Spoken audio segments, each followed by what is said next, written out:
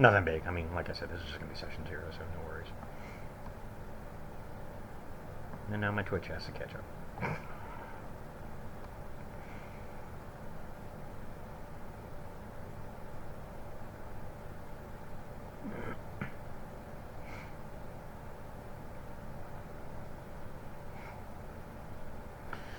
Well, screw it. Since you two are the only ones here right now. Oh my god, that was my eardrum. I forgot about the damn ads. I didn't need my ears.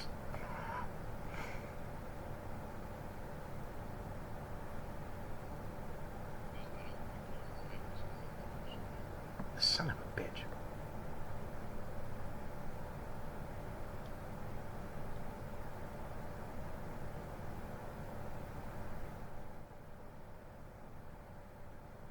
How about now?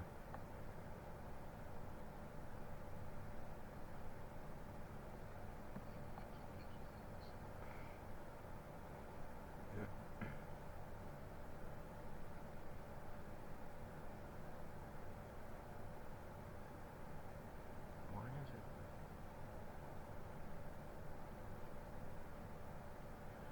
Well, that would explain a lot.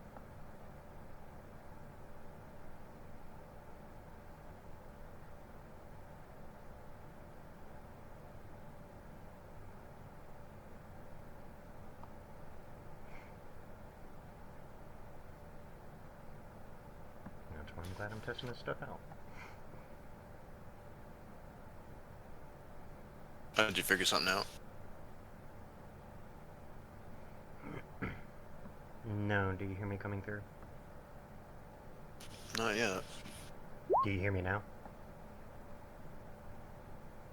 Well, I'll have to wait. That's why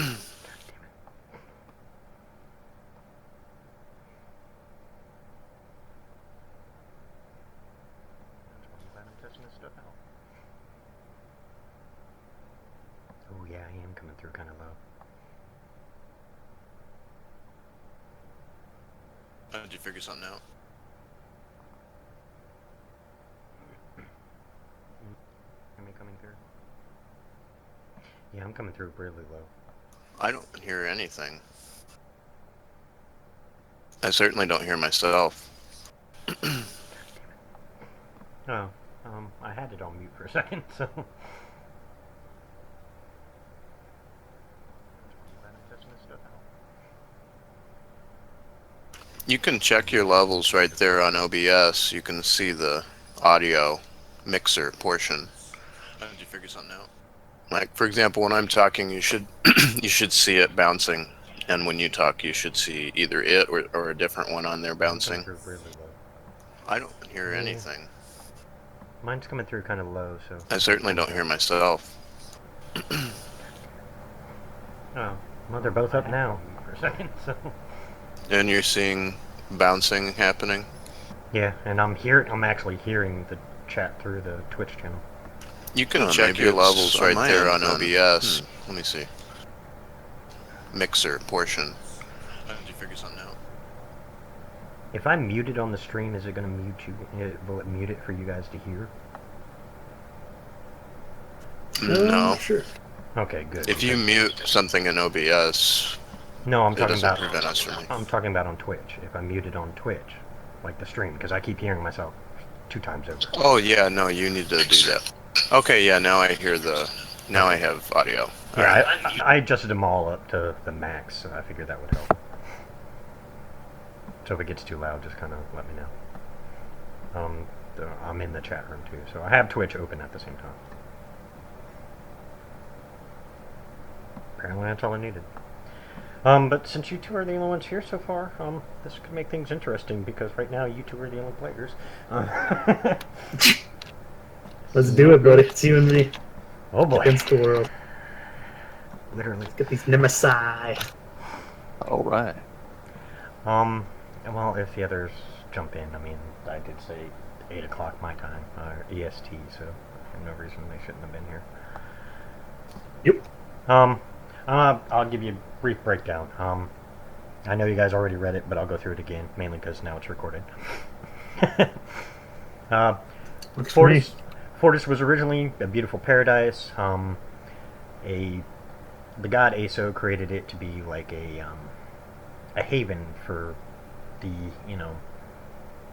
the epic characters from various other worlds to kind of come and just relax and live It's out like their Valhalla. yeah, pretty much like a giant retirement home. Yeah. But a beautiful place. For badasses. Yeah, yeah. Retirement home for the big badasses. Yeah. Eventually, One day. Eventually, a god named Chronons, his nickname is the Devourer, passed by the world. Didn't like the way it was because it was too nice, and decided he was going to change it. He created a race called the Nemesis.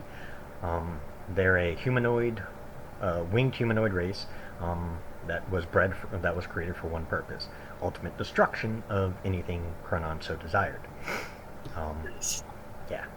He used them and the metallic dragons to start causing chaos along Fortis. After about 20 years of the Nemesis slowly working their way across the planet, mind you, Fortis is about 10 times the size of Earth, so it's pretty big. Yeah. Alright. After after about 20 years, the races finally got over their, inbred, hatred of each other and decided to work together because they realized that the Nemesis and the Metallics weren't going anywhere, and that they were causing a lot of problems. They all got together. A war ensued, a massive a war that lasted over 1,000 years. The lines would shift back and forth. It would be a constant battle between the two forces. The races, along with the metallic dragon, all got together and started fighting back against the chromatics and the metallics. God damn it. Yeah, the chromatics and the bad guys. There we go. I'll get it right eventually. Brain's a little It's all tired. good. You know what I mean. The bad guy dragons Yep. and the bad guys. There we go. They eventually all. The war continued. Magic was being thrown all over the place, naturally. Eventually, like I said, 1,000 years of war happened. Eventually, the final battle was fought on Penryn, which is the main continent. As the numbers were so dwindled on both sides, they finally agreed to a parley where they worked out some peace talks. Basically, the Nemesis and the chromatic dragons would go away, and the rest of the world wouldn't continue to hunt them down. It was a mutual benefit. Things went okay. The next 300 years was spent the races arguing about what continent they wanted, so on and so forth. Eventually, terms got issued, and now every race has their own continent. Well, the elves and the dwarves share their continent with their kin, but everybody else pretty much has their own continent. The gnomes and halflings actually have a joint continent because they don't care. The cutest continent ever. Yes. Penryn became Can't the wait. main. Penryn became the main continent where everybody would meet up. A conclave was formed. It was a makeup of the leaders of a representative from each of the races. As kind of like a congress of sorts, to control things, work any issues out. This is basically where all the issues between the various races is tended to be taken care of. Eventually, things got settled down, and they started on their life. Like I said, you guys are going to be starting about 1,300 years after the war ended. As far as you guys know, dragons are gone. Most of the world believes that the gods have also disappeared. There is divine magic, there is druidic magic, there is arcane magic, although people who have arcane magic tend to be looked upon really badly. Yeah, they tend to get, the side eye kind of thing. Does it's that not- include sorcerer magic? Yes, it does. Yeah. Oh, You're not outlawed. You're just not looked upon very highly. Basically, what it boils down to is when you're dealing with common folk, anyone with the arcane background, sorcerers included, their various checks against the common, like their various charisma checks against the common folk is at a disadvantage, just because that's the attitude they have. Most of the common people, truly believe the gods are gone, even with the divine magic clerics and stuff like that trying to show that the gods are still there. They ain't hearing it. The main reason why arcane magic is so looked upon badly is because the continents weren't always as they are now. They used to be more connected. Due to the wars and the various, throwing around of magic, it divided the various continents. So that's why a lot of people have issues, because they saw the destruction that arcane magic can do. Admittingly, there was a lot of divine and druidic magic involved, but, arcane always gets the front end of the stick. So basically how it boiled down is, so now you guys, kind of just trying to make your way. There are groups trying to show that arcane magic, that in the right hands arcane magic is good, but doesn't mean they're making a lot of headway. Right now there's not a lot of things to, show that, arcane magic is good. So, Okay. yeah, so having a sorcerer with you is a little a little bit of a disadvantage, but it's okay. I mean, because you can work around it. I'm a charismatic guy.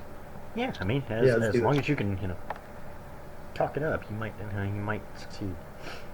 I'm gonna start you guys off on the main continent, where a majority of the races tend to mix. You guys are gonna be starting off in Montan. I know, what a shocker, Tyson. Yeah. I'm not here. I'm just lurking. Montan is the capital city for Penryn. It's where the conclave is held. So it's it's a really well developed city. Montan was one of the first cities created after the war. It is said that Montan used to be a little village before the war came, and then because of the war and everything that happened afterwards, it became a fort, and then it became a city. So now it is like the center point for all the nations to come together. There's still issues between the various races. That hasn't gone away. It's less than it was, but it's still there. There's still some people who are still too stubborn to see that, elves have a place, dwarves have a place, so on and so forth. Within the capital city, the most common adventure tavern to start off with. I know everybody starts off in a tavern, but I love this tavern. Yes, It's the Dragon Tavern, spelled DRAG/INN. So Drag in Tavern. dragon. Nice. Yes, sort of reference. It's hilarious because the picture is of a person dragging a dragon into the tavern. Nice. Yeah, it's funny. But it's like one of the big, one of the big places to, be and, hang out at.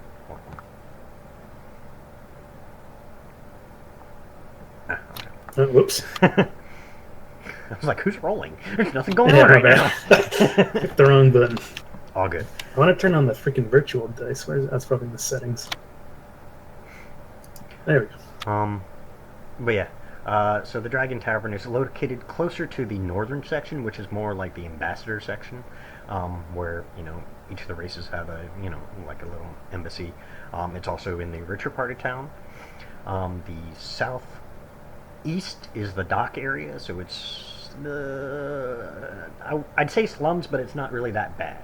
There are a few fights that break out, but nothing major. The southwest district is actually where the common folk tend to, where the common folk live. In the center of town is the market. The market is huge. It's about 3 blocks, large in all directions. So it takes up a big portion of the center of the city. And that's pretty much where everybody meets and stuff like that. There are plenty of other little taverns and stuff all throughout. But most people, especially adventurers, tend to go to the Dragon because it has such a great rep, and their prices are pretty cheap compared to all the others. Sweet. Yes, which is always helpful. Yeah, I'm thrifty. I like the cheap stuff. All right, so we're both hanging out in this tavern, or where are we right now? What's our relationship? That's what we're getting ready to work on. All right. I was going to wait until we had more people, but it looks like you guys are going to be it for the day. So I will have a conversation with some of the others later. Yeah. But for now, so we'll just get a basic background. Since you two are the ones actually here, I got my sorcerer and my paladin here. That's an interesting combo. Oh, baby. I'm gonna allow you two guys to decide. Do you guys already know each other? If so, how?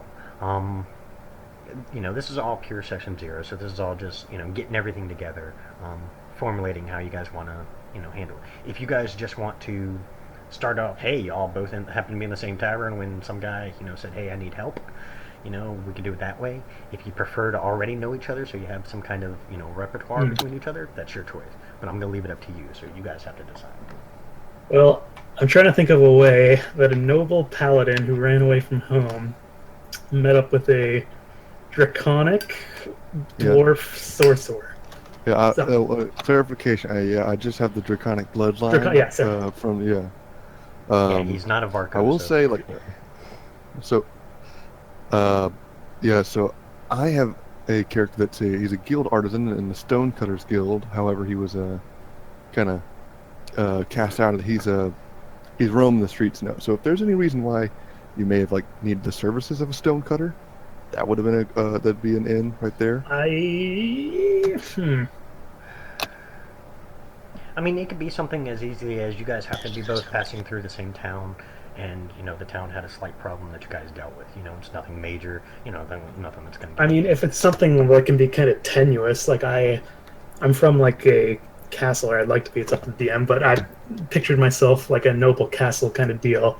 I mean, it could have been that we hired some dwarven smiths or something like that. Could be pretty that too, tenuous, yeah. but. Tyson, you want to say something? I was gonna say maybe he wanted to have his holy symbol made of stone. Oh. See? It could be. I was gonna have my signet ring because I get a little signet ring that kind of shows that my clan, not my clan, but my house sigil. It could be that I got that made by him, and then when I escaped, he was somewhere nearby, and I trusted him or something? Question mark. Hey, yeah, that can work. Because I basically just decided that the noble life ain't for old Galahad, and I wanted to be an adventurer, and then I basically just took off into the wilderness. So yeah, I mean, that's an idea. What's your background? Maybe that you told me you're a guild artisan. What's your story? Okay, so he was a member of a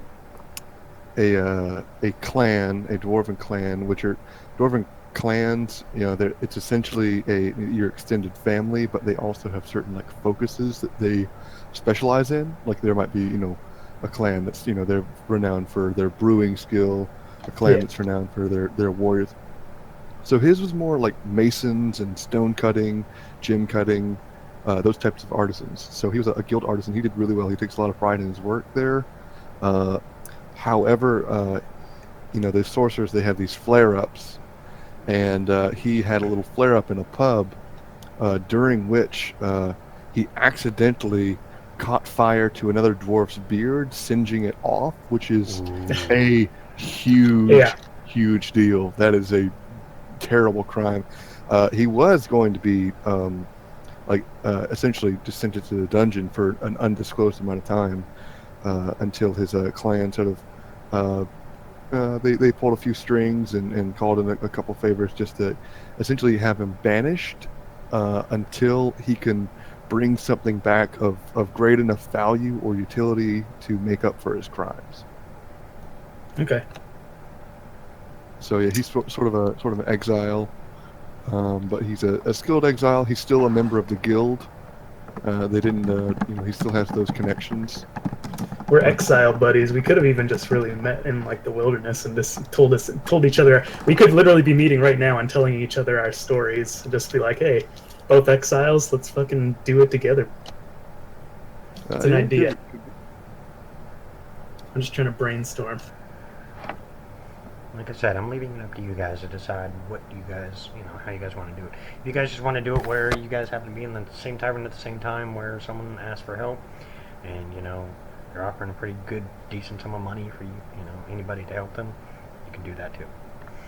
Oh, so how is your character's sense of right? I mean, you're a paladin, so I'm assuming your sense of right and wrong is pretty strong. Yeah, he kind of has. So tell you, like, he was basically raised as like the scion of this house. He was basically their, he was their heir, basically. So that they poured all their money and education, all this into him. And he got kind of sick of it as he grew up. All he wanted to do was, be out in the forest that kind of surrounded his ancestral home. But as he grew up, it became, more and more difficult. And it kind of culminated in him eventually having to choose after some dramatic events that maybe we'll go over later. It culminated in me basically having to choose between my house or my going out into the adventure, following my heart. So I think he's not so much he's chaotic good, I would think. I don't know how to use the alignment thing perfectly well, but he doesn't leans toward good. He leans towards, he's about kindling the light. He's about enjoying life, making sure everyone around him is having a good time and enjoying life. He's about freedom and everyone having the ability to kind of choose their own fate. So yeah, he's I don't know. He's he's not one for like the rules or law. He's not necessarily against it, but he is one to help people that are in need and to kind of uphold common sense rules. Well, that tracks. That we have that in common. Yeah, uphold just your common sense. Like, don't steal from people, don't murder, don't slave. But yeah, he kind of picks and chooses the rules that he thinks is the right things. But he's a morally upright gentleman. Yeah, I got here, in part of personality, hates bullies, right? Yeah, that's So like, maybe we both happen to come across like a scuffle, maybe someone untrodden getting That works for me. That's like his big thing is freedom. Like everyone shouldn't be. Yeah, that works. That'd be pretty good. All right, yeah. So like, that's how we met, and we both kind of had a mutual respect. We went over to the pub at the Dragon. And maybe we expounded on our backstories, found some common ground, tried to stick together. Yeah, that works for me. What's your character's name, sorry? Razik Cargrim. Sweet. And what's your name? Galahad. Oh, all right. Yeah, that should be easy to remember. Pretty lofty. Okay. Well, we have the meeting down. Okay. Yeah, well, I think that makes someone it just joined. I don't know if That's this is one of the Adam. Thursday guys, but Yeah, he's one of my Monday guys. Yeah, I just thought I'd hop in since I heard only. All good. We're recording, so Adam, now you're part of the broadcast. Oh, hello. Oh, my bad. All good. And Tyson, I did fix the title. I realized that it was still saying tester. okay. I think I just need to do my spellcasting sheet real quick. Honestly, I'm really trying to kill time, hoping that the others will show up. I mean, I sent a message to at least one of the other guys who's kind of AFK right now, but haven't heard anything back. So we may just start with you two, and the others will have to catch up. Yeah, works for me. I will say there was another game going on at this time, and like I had just like sent out applications just willy nilly, and I saw that one of the other guys did apply as well. So I don't know if he might have been brought on over there. Yeah, it's possible. Well, I think it was the Seth guy. yeah, that's the one I was trying to get a hold of. So yeah, he may be in the other game then. Yeah, well, that'd make things interesting. My Thursday game has 2 players. Woot! Sweet. Nice. Oh, this is gonna make things What, all kinds of fun. are we gonna have to roll up some 1-level characters here? Is it, Hey, I mean, They may need help. Yeah, if you got like one just spare lying around. I have I have an old level 2 bard I could pull. I already got a bard, man. Oh wait, no we don't. He's not even here. Yeah, there we go. Jesus. Yeah, there were like 8 people that originally applied, counting you two. So there's still 6 others I'm waiting to hear from. Yeah, God. that's why I hopped in to see. That's why I hopped in to see what was going on. Yeah, it looks like these two are going to be the two playing. I mean, I could do it with 2. It'd be a You little never more know. interesting. There might be others that come by. Yeah, I mean, they may come later. Did you make sure that you said it was the Eastern time zone? Yes, I made sure of that. Okay. But now that you say that, you got me paranoid. Hold on. Yeah, Oh, wait, I can't. We're streaming. I'll look later. Oh, well. What do you mean you can't? You're streaming. You can go and just Yeah, make but it's sure. focused on that screen. it's focused on the screen. That you didn't mark it on the program itself? I put it onto Roll20 if I exit out of Roll20 to, well, fuck it, I can. You could make another window, like a completely new window of the program, and it shouldn't capture it unless you did monitor capture.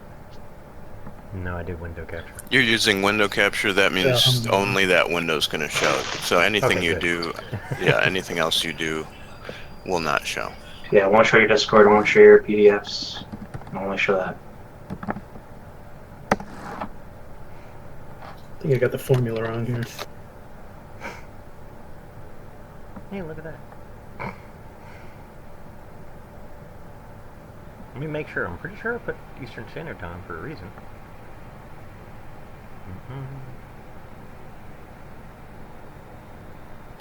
Mine automatically. No, I didn't. Yeah, mine's set to PPT. Anyway, just wanted to hop in and see what's up. I guess I'll talk to you guys later. Have fun. Hopefully. Later. Peace out. Well, I did set the. I mean, See ya. I did set the next game will be, and then it's set up that way. So. Nice. Oh, wow, that kind of sucks. I mean, it was set up for for anybody who joined. Oh well. I mean, like I said, we'll see. But yeah, so okay. Well, we'll start off with you two, and if the others join, more power to them. Did you want to roll up an extra character to get like a party of 3? It's up Well- to you guys. More the merrier for me. I mean, it's really up to Tyson. I mean, he's got to be the. Yeah. Yeah, we could do with an extra hand. I could maybe call a friend. Phone a friend. I will do it. I'm not sure my commitment level for Thursday nights, but I will. I mean, at least make a character and try. Yeah, whatever You works. can't, not a big deal. I mean, maybe they weren't too worried about session 0, so they're not worried about it tonight. But they might show up later. I mean, if they end up showing up, then we don't have to worry about it. But I mean, really, aside from questions you guys might have about the world itself, other than that, it's pretty much that's it. And then we can start if you want. I mean, I can run with 2 players for now. We can leave it be and just see where it goes from there. I have been wanting to play a fighter. If Do you we- want.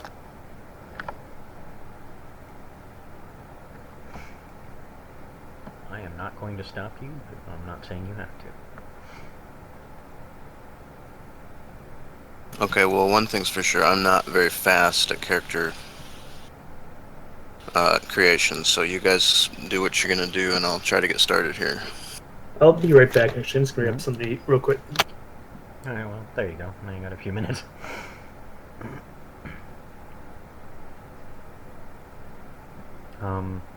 Walker, you got any questions? I did have one. So with the Draconic Bloodline, it says I can read, speak, write Draconic. When I make a charisma check interacting with dragons, proficiency is doubled. So that wouldn't apply to the Draconic dwarves, would it? No. They're kind of like you. They have the dragon blood, but not enough to deal with that. No, they don't. Would they speak Draconic? Is that a common? Yes, they language? do speak Draconic. Okay. Yeah, they're actually really proficient in it. But yeah, Oh, so yeah. you could have a conversation with them in Draconic, and that would be fine. They also speak Common and Dwarven. Are we hard set on the theater of the mind combat? Well, for two of us, for total maybe four of us, yeah, I don't really see.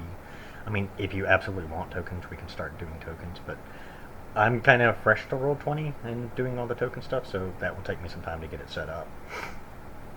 I mean, like I said, Okay. this is basically just a session 0. I mean, if you absolutely want tokens, I can start setting things up and get the tokens worked out and everything, so that way you guys have them. It would be my first. I've never played a theater of the mind kind of setup before, and I just like I would think that with when you have an idea of your relationship to other things and people spatially set out, you gives a better idea of what you can and can't do.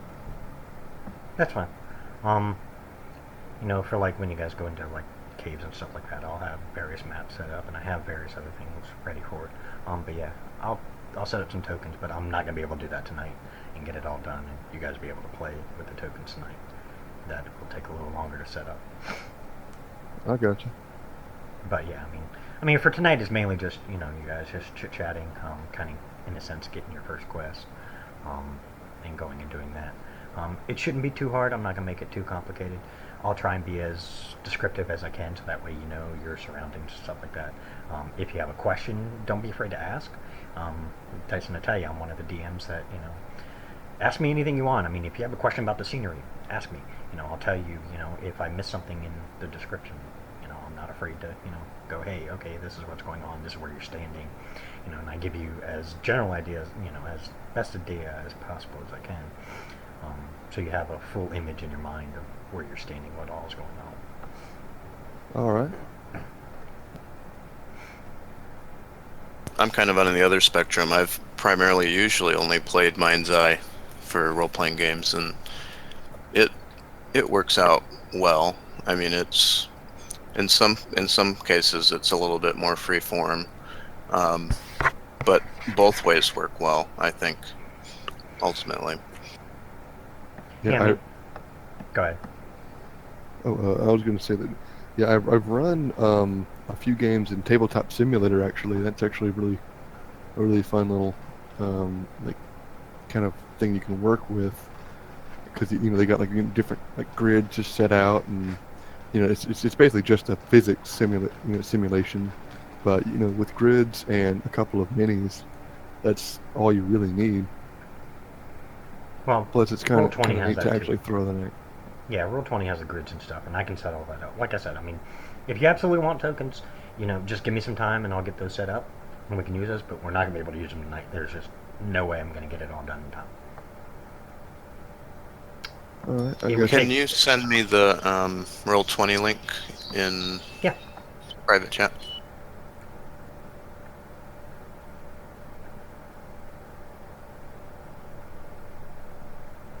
Oh, wait, I already see it.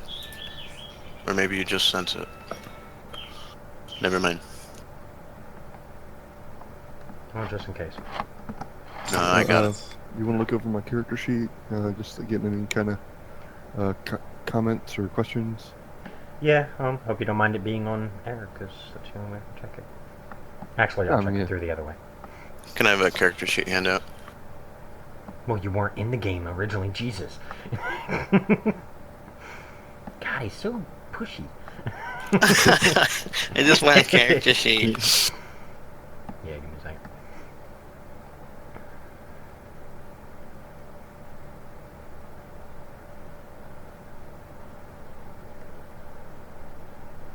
There you go, you got a sheet.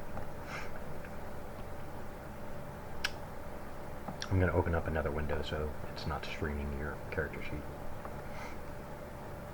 I mean, I don't know. That someone have to be quite devious to go back and look through a stream to find out. I just do it just on pure sake for that alone.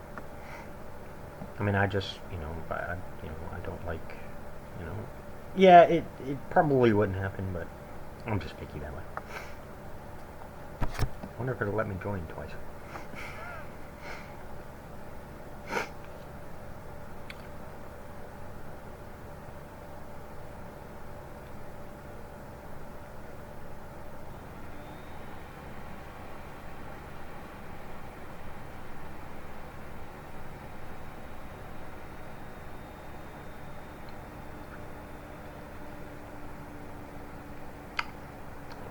won't help me much.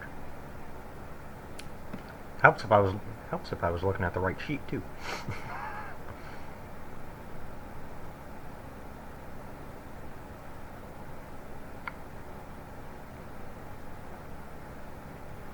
Looks good so far.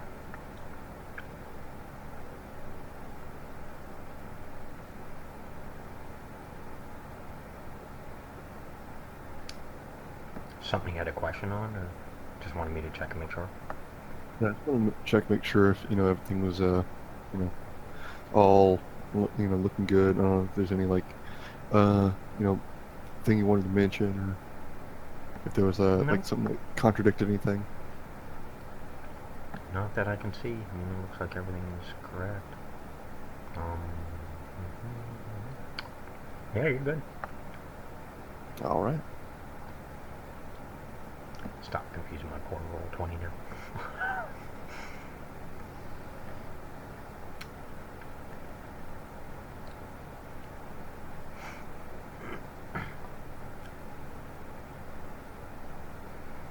I do think another Monday player is going to want to join this game. So you possibly will have another player coming shortly. He had to step out for a moment, but he should be back. He did say he wanted to play, so. All right.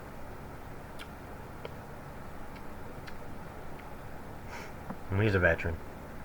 He's a little weird, but he's a veteran.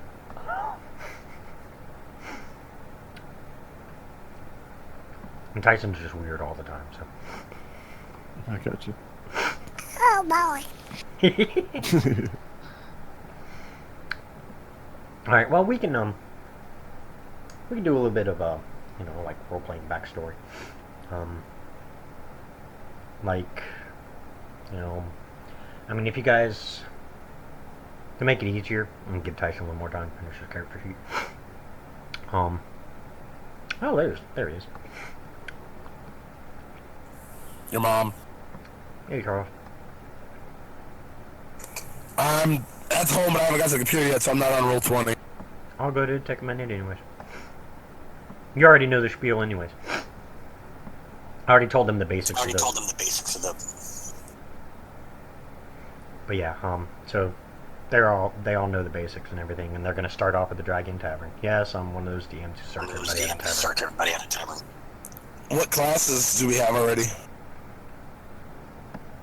Paladin and a sorcerer. That's it. I'm thinking pretty strongly about playing a fighter. So Good, I'd like to see a fighter plane. You want to do what? I said good, I'd like to see a fighter plane. Okay.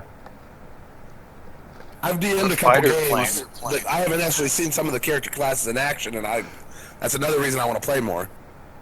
Yes, he wants to be a fighter plane. That's what I thought he said for a second. No, he said he wants to see a fighter plane. Ha ha ha, fuck you guys. This is Charles. He's from my Monday group, so we have to give him shit because we can. This is an adult group, so if there is language that you guys, like if you have kids around or something, please let us know. I usually recommend putting in headphones, because it happens. But I don't tolerate any fucking swearing. Well, fuck that.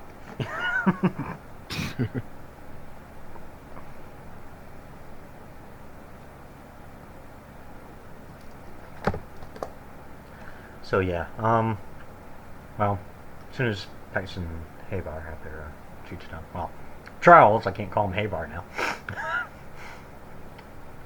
As soon as they have their sheets done, we'll get, we can work on their background within yours. Okay, so we have a sorcerer, a paladin, a fighter, and who else?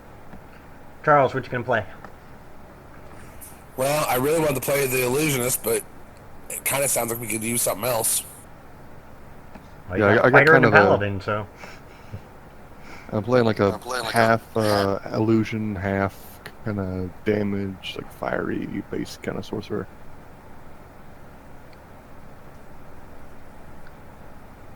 I mean, you guys are already doubled up on fighter, people standing in the front line, so having two backline guys. No, we're either thief or cleric too. Which I know with you, a cleric's not as big a deal. So You can play whatever you want. Remember, I work things out in order to make the group better. But just so you know, Charles, Tyson might not be in every game. He can't promise a commitment to Thursday, so it may end up just being you three guys at some time. so that's the sorcerer you're talking about. No, he's going to be the fighter. The sorcerer and the paladin will both be here for every game, so they say.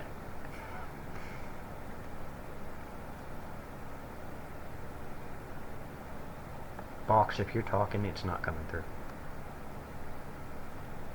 Yeah, we're not hearing anything. I see it registering that you're talking. But How long has my mic been muted? I don't God know. damn No, it. I think it was just Son of a now. bitch. Depends on how long. Like, what's the last thing you heard? Fuck, I've been listening to everything. I thought I Well, was yeah. replying. It's like, why the fuck is everyone ignoring me? Yeah, I just happened to What look did I over. do? Yeah, I just happened to look over and notice. I'm like, man, he's talking, but I don't hear anything. Oh I'm like, my- am I going deaf? I'm so... I'm fucking brain dead, boys. It's alright. We're shunning you. Oh, hey, Charles. Damn I think you're echoing quite a bit, and you got like a. It's coming through pretty loud. Yeah, I'm gonna get headphones on in a second. Yeah, he'll switch. He's literally just got home, so he's on his phone talking to us while he's working. Oh Jesus. Yeah, Charles is hardcore into the game, so yeah, he'll get in there in a minute. So far for Charles and Tyson, well, Tyson, you've already heard it all, but Charles, the way they've agreed, they kind of met, was basically, they saw someone getting picked on, and the generic for now, someone getting picked on, they didn't like it, so they went in to try and stop it. They did, they succeeded. It turned out to be more than just one person. I just picture us being like bloodied and bruised and like walking arm in arm into the tavern and just buying like a fucking pint. Yep. Sure, that works too. But they took care of the problem, and then they, went into the tavern to drink. I guess his arm would be around my waist. Sounds a little Yeah. weird. I'm on like a 4'9". I'm standing at 6'3", I believe. I'm gonna double check here. Oh Jesus. Yeah. So the poor little dwarf is grabbing your nuts because that's the only thing he can reach. Oh, nice. I'll take it. Wow. I'm assuming you got like I some got real pretty close heavy. real quick. Oh God. They're special friends. Hey, man. I'm immune to diseases. I can bang all I want. Oh, no, I don't get that yet, do I? That's level, what is that? Level 3, I think. Fuck.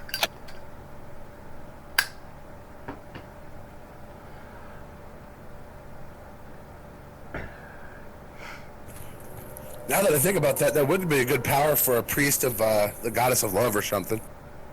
Oh, it's not till level 3. I gotta wrap it until level 3, boys. Yeah. So you got here like a god of parties, dancing youth. Fame. Debauchery. Pretty much.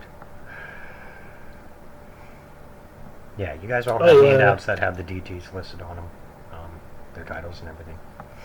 I was gonna mention, I sent you my thing, whenever you have a sec, obviously. But near the end, it kind of describes my relationship, or lack thereof, with my deity. That's kind of up to you. If you want him to be, I kind of left it vague so that you can be, you can do what you want with it, if anything at all. It's up to you. Alright, let me look at it again. But yeah, so that's basically how they're going to start out, is they're going to start out in the tavern after, just doing it. For Tyson and Charles, if you guys want to, be part of that, we can do that. Or if you just want to be in the tavern at the time someone gets some, they get hired. Get some. Get a turkey leg.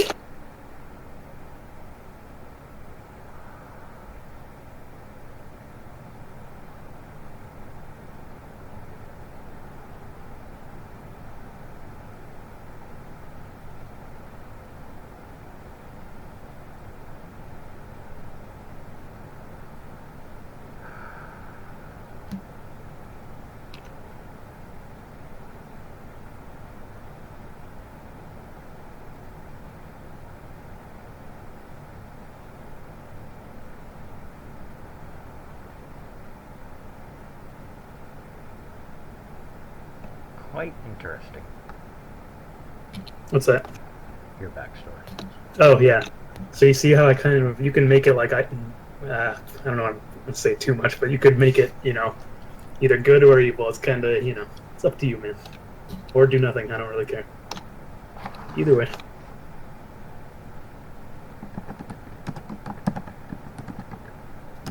What is it involved? Oh, gaming set. There it is. Okay, never mind.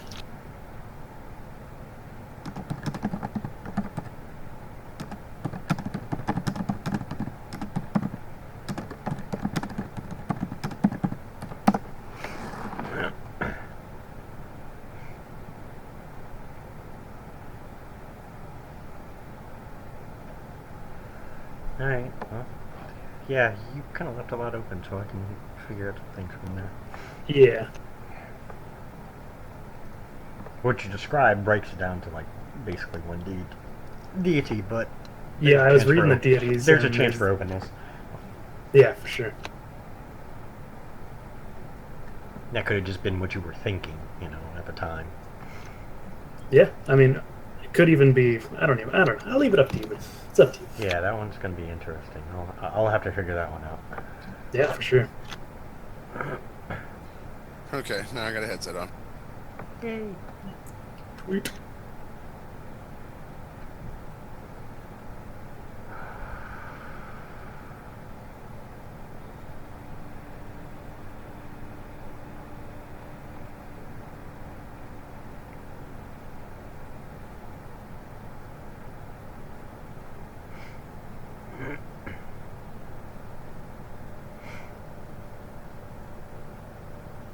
Well, Charles, as soon as you hop into Roll20, I'll get you a character sheet set up.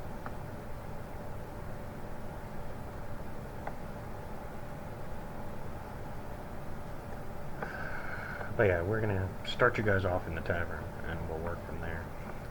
I'm just giving Tyson and Charles a few more minutes. Yeah, it's all good. So, I mean, if you guys have... While we're waiting, I'll bust out my dragon chess set and ask him if he knows how to play.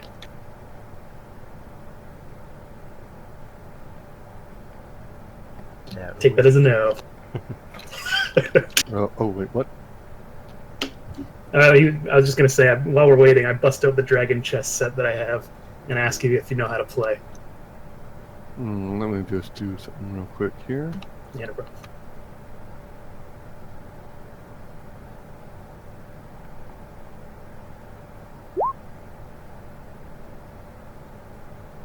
Yes.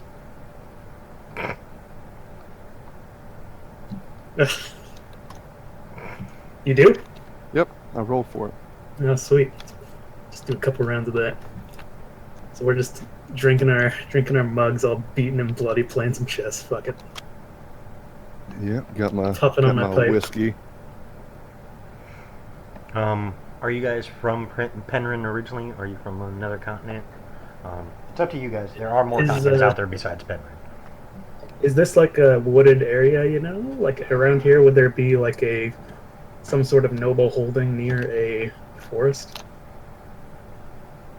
The closest on Penryn to a wooded area would either be Solva, which is literally right up against a forest, or Carter Village, which is a little distance off. Mind you, the map you're looking at, if you were to...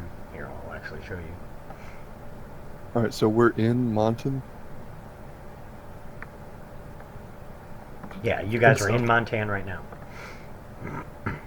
Okay, I suppose I'd be from the mountains, just to the north there. AFK for a minute. Okay. Just sort of near that lake, just like a prime dwarf stronghold location. Okay. Then you would Of have course, my had... Steam is updating. No problem. Then you would have had a few issues with wandering bands. That mountain range is going to be like a pathway to... So what kind of instruments do these wandering bands play? Map. Jesus. See what I deal with on a Monday basis? So I'm a charismatic guy. I can schmooze and lie or intimidate my way, through around these kind of situations. So I suppose I just kind of made my way down to Silva, didn't find whatever I was looking for, made my way down.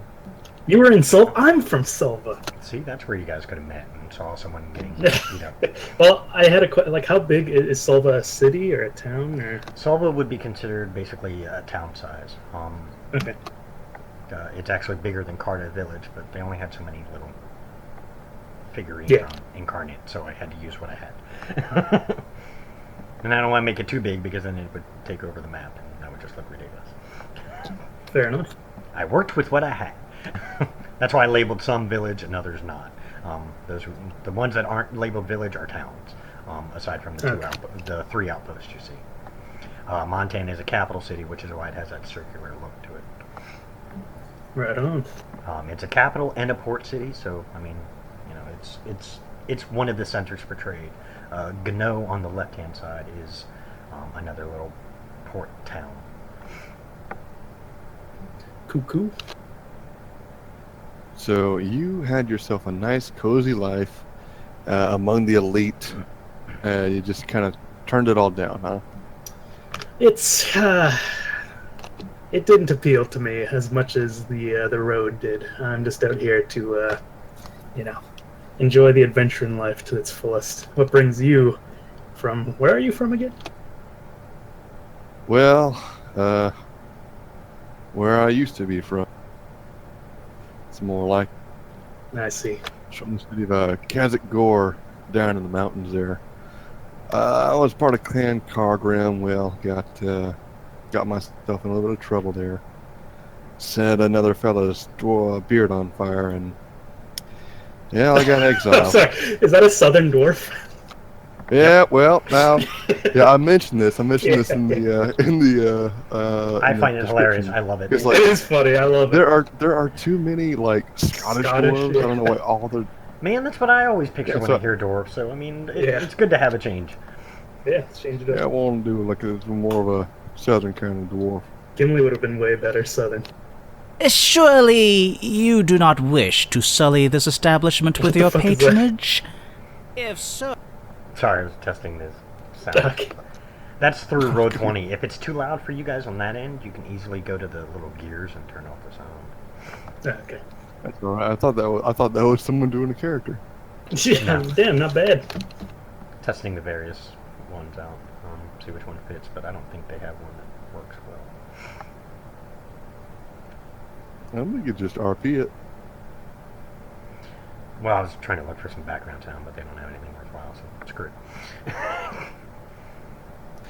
That was one neat thing about tabletop simulators. They had one of the objects you can spawn in was a tablet, and in the tablet was an in-game browser where you could like open up shit. YouTube and just play whatever you wanted. So like background music or noise. It's pretty sweet. That's pretty cool.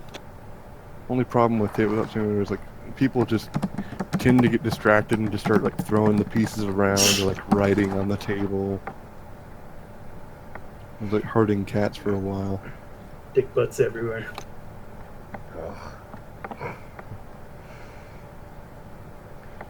But yeah, I mean, so basically what's going on in the tavern, just to give you a general idea of what it looks like. It's a 4-level tavern. The top 3 levels are all rooms.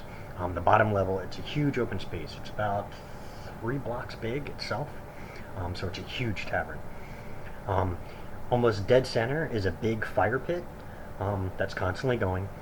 In the back corner, on the back side of the tavern, is a little stage where the bards and various things perform.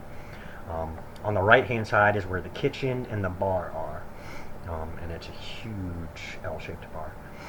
The rest is all basically just seats. Currently you see a long bearded dwarf behind the counter. There's no misunderstanding, this is definitely a dwarf. Behind the counter, and he's serving out drinks, stuff like that. You see 2 females wandering around. One you see is a redhead. They both are, not what you typically expect from a tavern wench. These are more, they look a little more higher class. Is the But- place in general like a pretty nice establishment? Oh yeah. I mean, it's this 4 is- floors. So I this guess. is Yeah. this is close to the northern section, which is all richer areas. So yeah, this place is really well designed. I mean, it's still technically not within the northern sector, but it is next to it. So I mean, it's got Yeah. a lot of flow through. And like I said, it's known for its cheap prices and its good atmosphere. They do have a bouncer. He's a big guy. He sits near the door, stays quiet, minds his own business. The 2 females are running around, serving tables. You hear their names. One is Veronica, one is Sarah. Sarah is the redheaded one. Veronica is the brunette one. You hear as Duncan, as you finally heard his name, begin shouting out to the ladies. You hear him, call him daughter. He calls them both daughter. They're obviously not related because, yeah, he's a dwarf. They're not. But it's probably just one of those, they've been around so long, they're just family. And you can see them running around. Occasionally you hear the loud bang as somebody got a little too handsy with one of the servants. Nice. Okay. Do I see can I look around, try to see if there's any kind of card games or sort of games of chance going on in any place? Right now, no, there are no card games going on. It's kind of middle of the day. Just to remind you guys, the days are 48 hours long and the nights are 48 hours long. Oh. Yeah. But your races, since they've lived here so long, have gotten used to it. So like a short rest and a long rest are not affected by that. So you guys get the standard short rest, long rest ability, catch time. Alright. Yeah, I just figured it'd be too much to try and figure out exactly the difference. So it just works out that way. Basically, the races have learned to work in 48 hours of daytime and then 48 hours of nighttime. They've readjusted. So some things will be slightly different, but not major. Can I take a look around just from my adventuring background, just kind of see if there's any suspicious looking, anyone kind of checking me out, anyone that stands out a little bit? Make a perception check. Sure.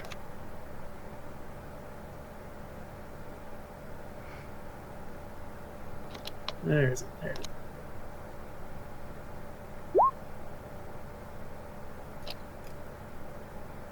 There it is. Nice. Ooh. I don't see shit. Charles, our character sheet is ready now. Yeah, you don't see anything. You see a bunch of people. I mean, a lot of them are just drinking, just chit-chatting. You hear stories being passed. Yeah, you don't notice anything out of the ordinary. You guys do know, since you've lived on Penryn a long time, the Crimson Guard, which is the local militia / police force, they're the ones who made the last stand on what is called the Blood Plains. If you look at the map, that giant area that says Blood Plains, it's called that for a reason. That was where the last bits of the war were fought, and where many, many people died.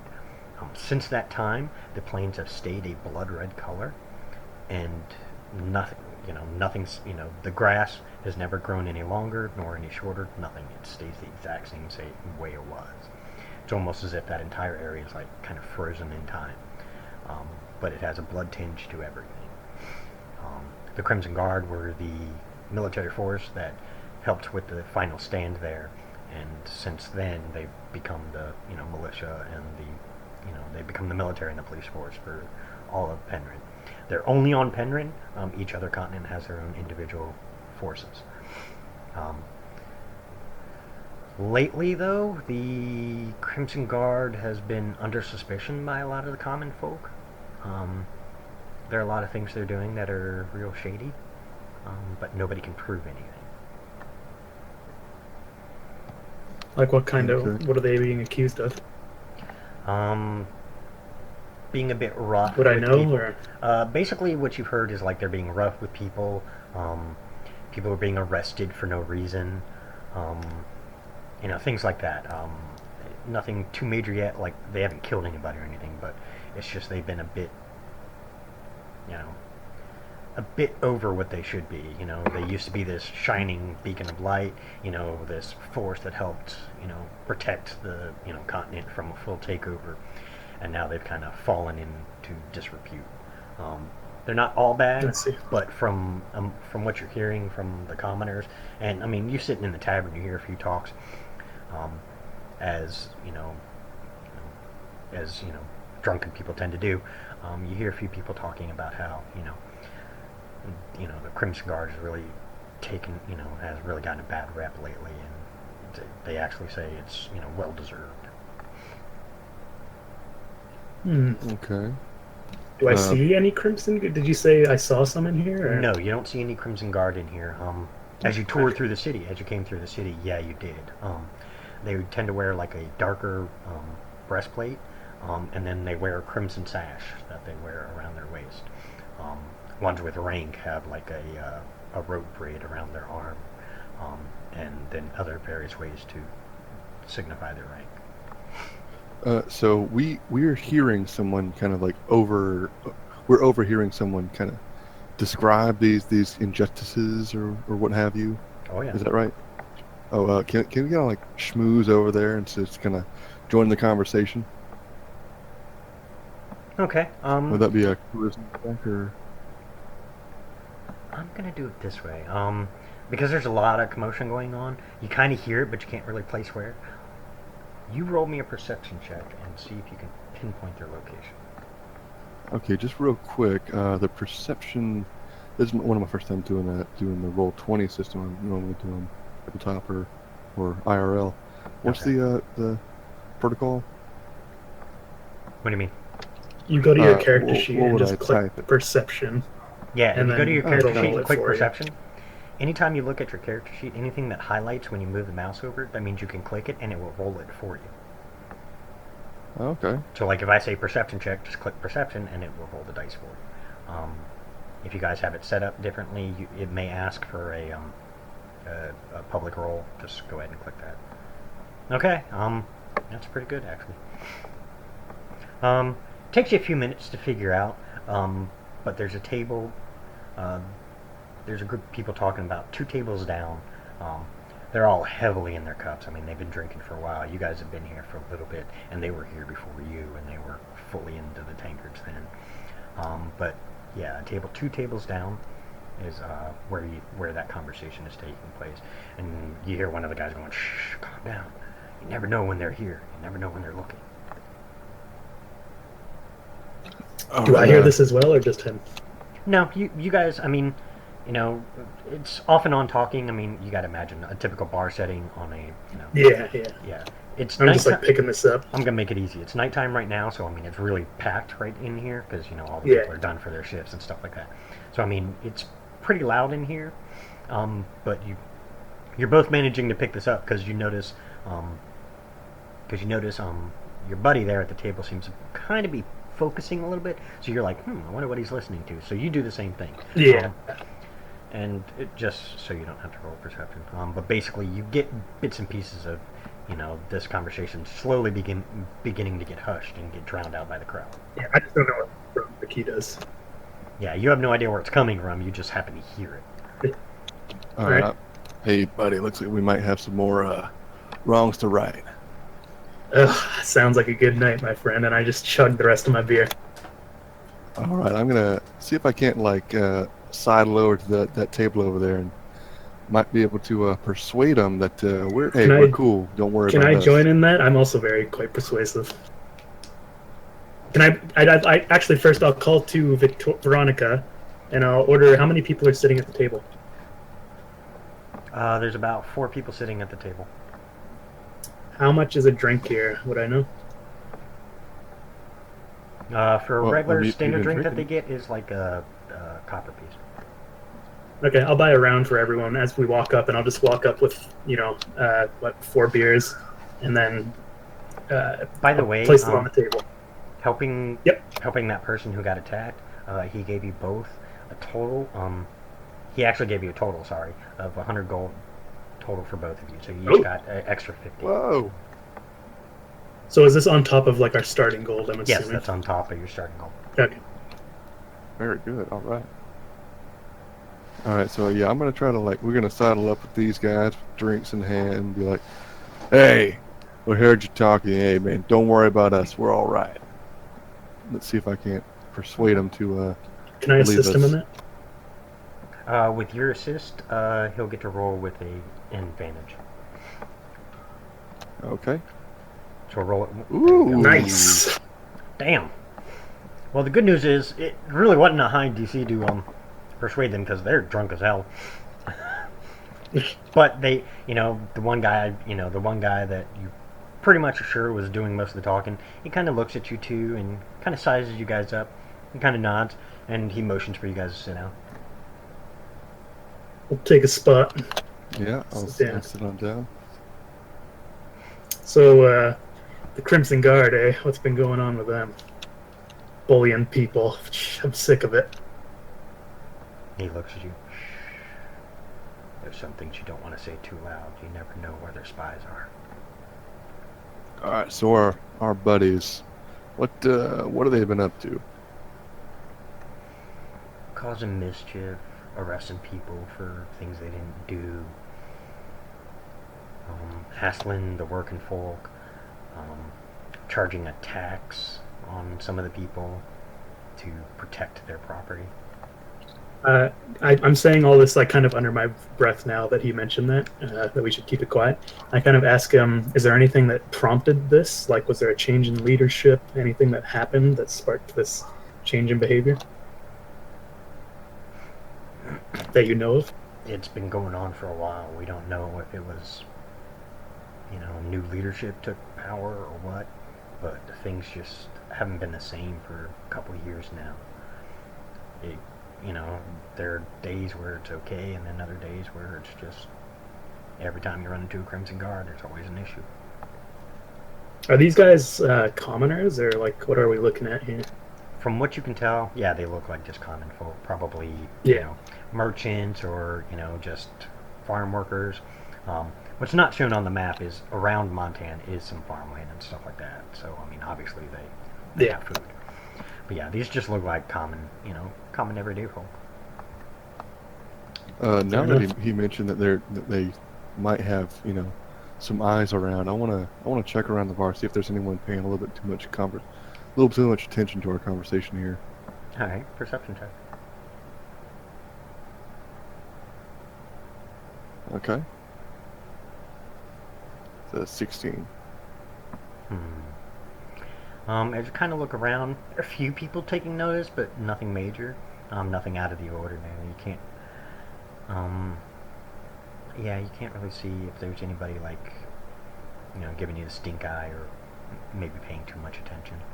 A few people just kind of looking around. Everything else doesn't look like there's anybody that would be what they call a spy for the Crimson Guard in here. Just a warning, I got a pretty bad storm outside. I doubt I'll lose power, but if I do, I'll try my best to get back on. And if I don't, I'm sorry. All good, it happens. I live in Florida, we get shit all the time.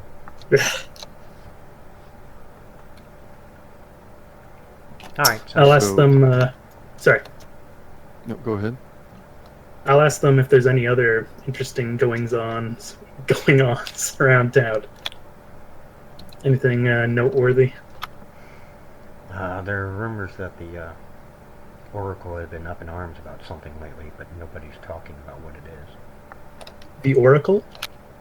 He nods. You guys, having been around long enough, know there's the Conclave. There's an Oracle who basically advises the Conclave, and from what you gather, mainly because the Conclave almost immediately responds to what the Oracle says. The Oracle is basically like the higher up of the Conclave, but there's no actual official title for it. She's just called the Oracle. Okay. And sorry, what did he say? I'm sorry. That supposedly there are rumors floating around that the Oracle is up in arms about something, but it's a lot of hush hush and nobody really seems to be talking. But he says, we have noticed, we have heard word that there are various military units moving to different locations. Do I know anything about like where these Blood Guard are like operated out of? They're in the western part of the city, which is their barracks and housing and stuff like that, and where their training ground is. So they have almost like the entire western part of the city, whereas the city is for everybody else. That's the one area that is the most secure in the entire city. Do I know if they're taking on any new recruits? They're always taking new recruits. All right, I'm gonna just kind of whisper to my friend here. So yeah, why do you think we sign up for a new job? Might be maybe that the Blood Guard's taking on new recruits. They could use a little few guys like us. They don't sound like a particularly reputable group at the moment. I don't know. But were they to be taken down from the inside? Hmm. Oh, can you hear the thunder? Sorry, 1 second.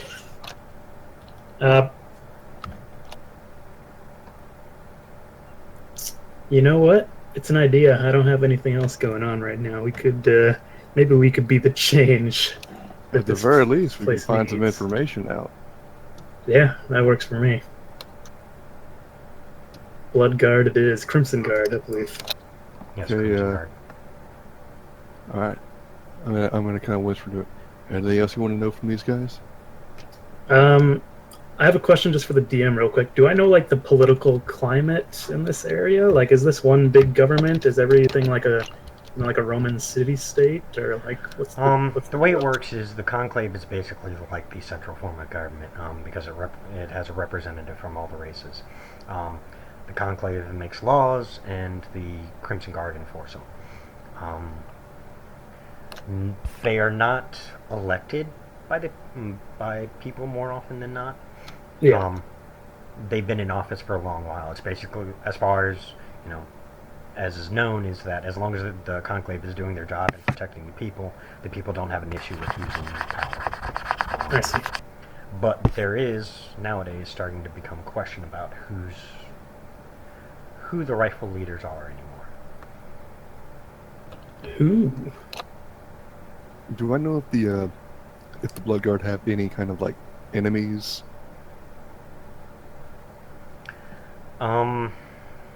Not really, because they were a pretty decent force for a long while. After the war and everything, they were central to helping establish the government and getting everything up and running. So they had quite a good rep, along with a rep with the other nations, because everybody was involved in the war. So there was a lot of good feelings between the groups. As far as you don't know of any enemies, but that's not to say there isn't any. All right, I wanna kind of talk to these guys, this drunken table here, and ask them. Y'all know of any kind of resistance movement? These guys, they can't just be getting away with this stuff scot free. It's got to be someone who's taking some kind of umbrage with it. Yeah, there are a few people who are slowly working at fighting back against it, but it's hard when the Crimson Guard is your protection. Oh my God! Please let us be the rebels. We're going to find these folks. And he kind of looks at you a little strange. He gives you a once over. From what I hear, you don't find them, they find you. Ooh. I think, and I whisper this to him, we might find them just by doing our thing in the Crimson Guard. Sabotage them from the inside, they'll gain word of us. Let's see. I wonder, can I just kind of whip out my mason's tools here and just try to craft something, just like a real quick little keepsake for these folks? Sure, roll a Tinker. proficiency check. Let's see.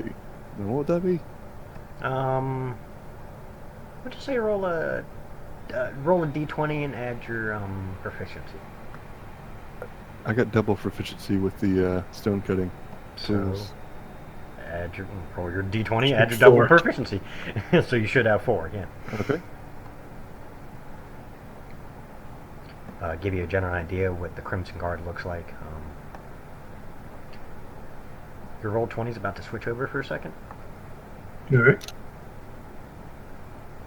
The picture you see before you is the Crimson Guard. Is what they look like.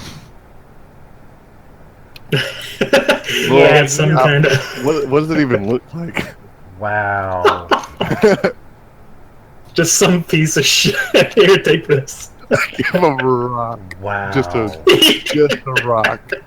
It's just Little I something got- to remember me by. a little something to remember me by. Apparently, the drink has gotten you a little too much, and you set it down. And it's ironic because, like I said, they've been drinking a lot more than you. The guy picks up, "Oh, that looks awesome," and puts it away. For those who were more sober in the bar, all they saw was you basically put up a rock where you kind of fiddled with it, but yeah, your brain is just not functioning on that kind of level yet. So yeah, basically you just set down a rock. Excuse my friend. He's in his cups. So are they, so they thought it was pretty cool. So yeah, what you guys are seeing is what the standard look of the Crimson Guard looks like. The black Damn. plate mail and the red sash. Well, friend, is it time to call it a night, or is there something we should get done here? Well, I suppose we gotta get to finding an inn and see if that rebel group finds us. I think it's not. We might have to stay overnight here. It's getting a bit late. Let's go see what the barkeep has to say. Yeah, it's probably a good idea. I guess we'll walk over there to Duncan. I don't do accents very well, so forgive me if it sounds messed up. It's all good. But he is going to sound very Scottish because I'm stereotypical. And I just like dwarves who sound like that. Oh, you're one of those. Yes, I'm one of those. Aye, lads, what can I do for you? Well, I think we're looking to turn in for the night. Kind of looks at you curiously, a little strangely. Must be one of them Yeah, carters. 2 beds. They always 2 have beds. those weird accents.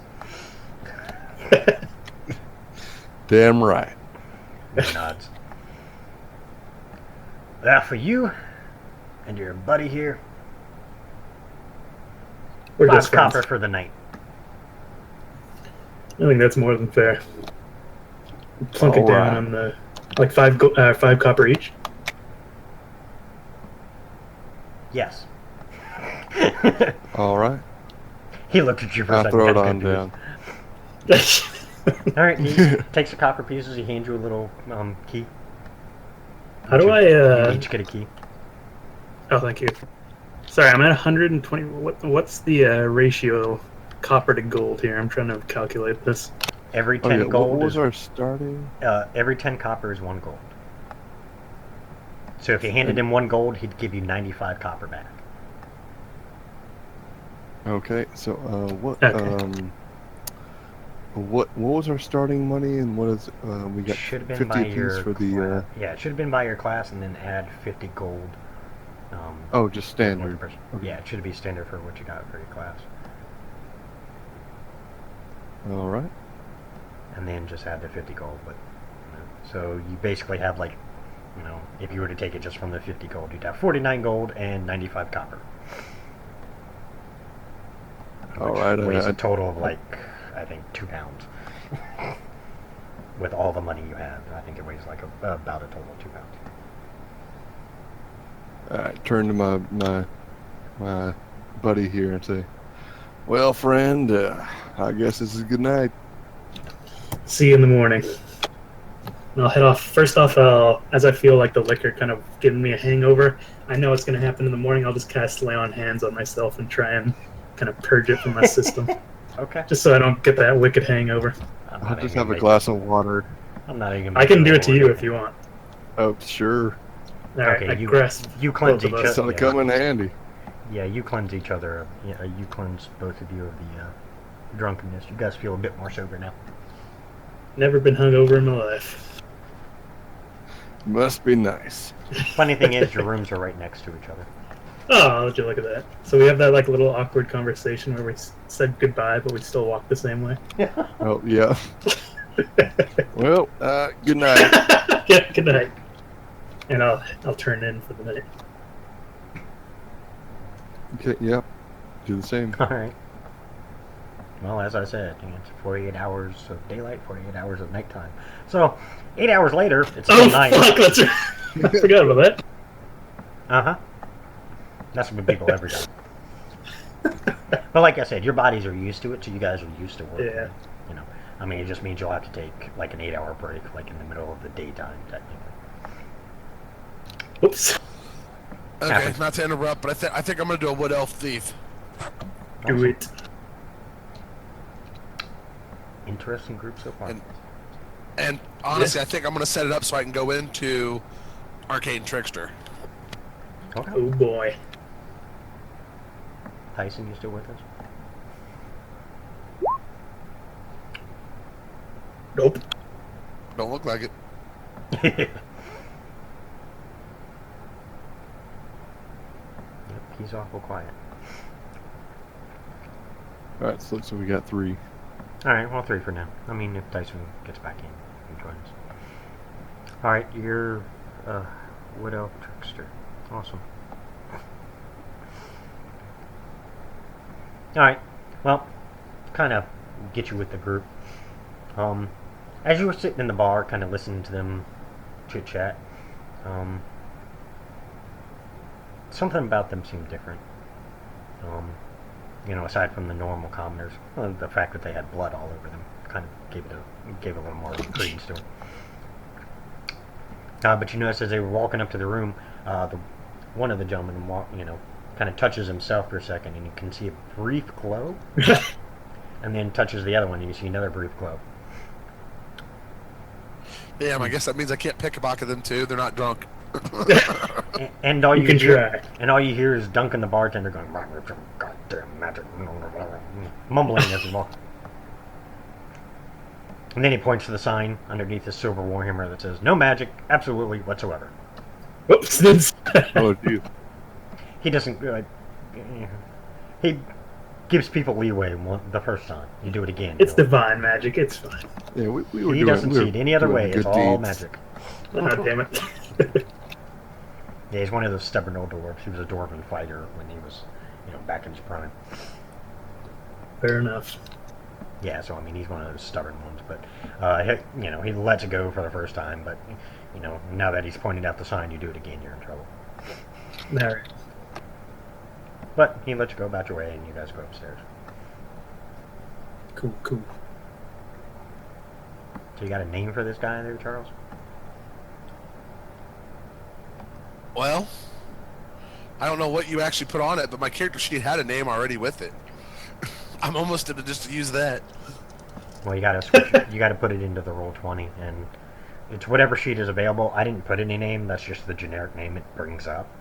So I mean, you'll be able to edit all that out. I'm back. Sorry about that. There we On go. AFK. All Thought right. you left. Theron Reese. Okay. You finished with your character yet, Tyson, or do you still need more time?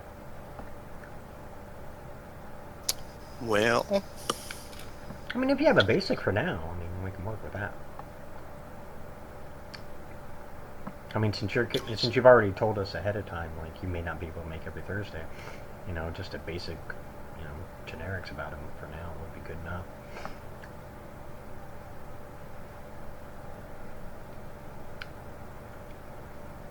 Your call.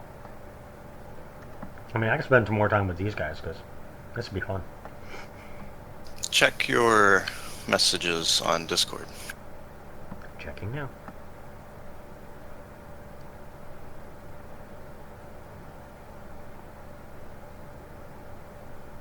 Wow, look at that. That's all nice and neat. If that's what you want to do, sure. For now, just to jump in, I guess that's what I'll makes do. it easy. Yeah, that'll work. I mean, if you want to change it up later, we can. But for now, I'd probably stick with the same race, just make it easier. But yeah, that'll work. Alright. Actually, I'm going to have both Charles and Tyson come in. It's about middle of the night, so it's already about 24 hours into the nighttime.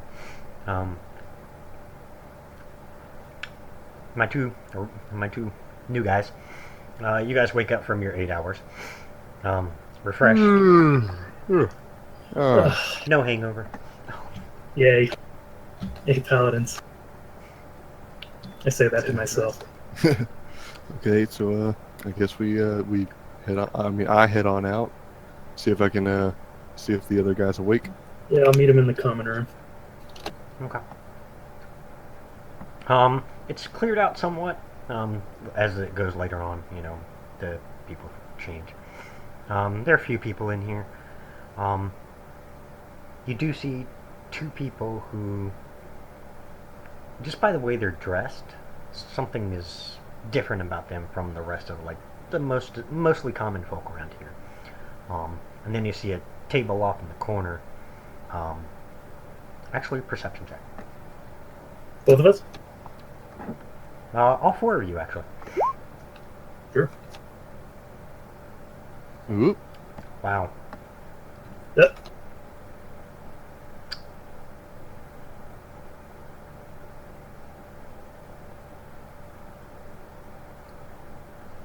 Nope. Do they know?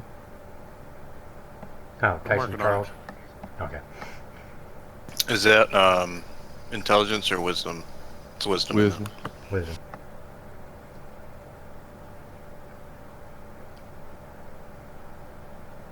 Nice. Ooh. Nice. I know nothing. No, you see plenty.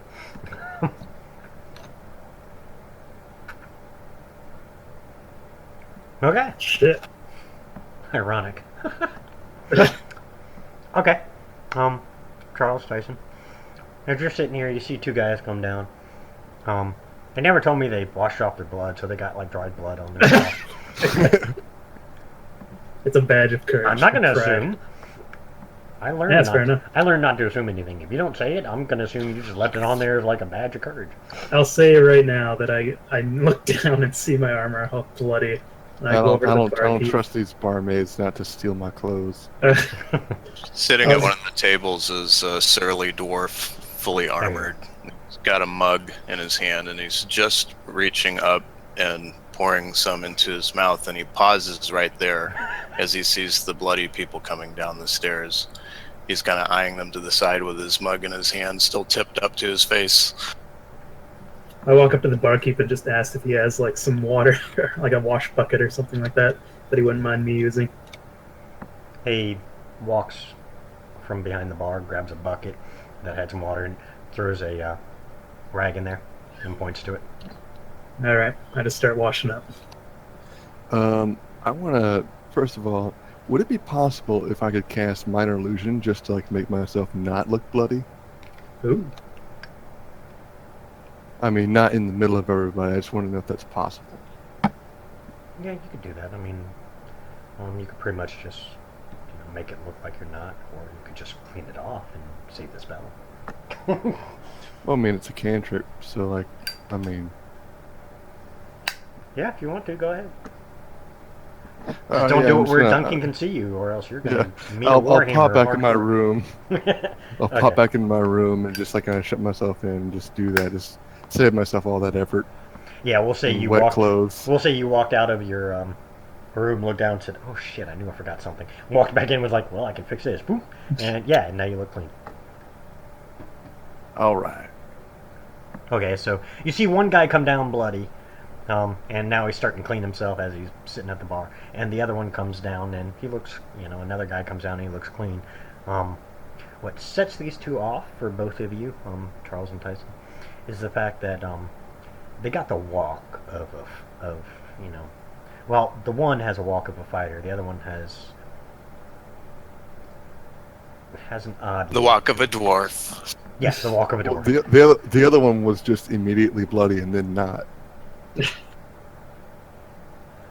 And they're fully armored and everything. The paladin is, yes. The dwarf's looking at him since he's still bloodied. Well, you see him cleaning it off at this point and grabbing the rag and kind of washing. Right. chainmail's hard to clean. How's come nobody ever invited me to the party last night? You guys hear that? It's kind of died down enough where it's loud enough that you could tell he almost wanted you to hear. I didn't see you there, bud. Yeah, must not have noticed you last night. Yeah, It we looks like you apologize. got into some trouble without me. Oh, I've been yeah, in town I know. far too long and I've had no action whatsoever. Action you're looking for, is it? As I you guys am are looking for action. as you guys are talking, the doors swing open. You see 4 members of the Crimson Guard. No dicks. I don't say that. I want to kind of size them up, see what I mean, or not necessarily size them. Just what are they like? How do they stand in? What's their general like body language? Yeah, how are they coming in? Are they coming in hot or are they coming in for a drink? They definitely look like they're not here for a drink. You can see as Oh. as soon as they enter in, the 3 of them have their hands, kind of resting on their swords.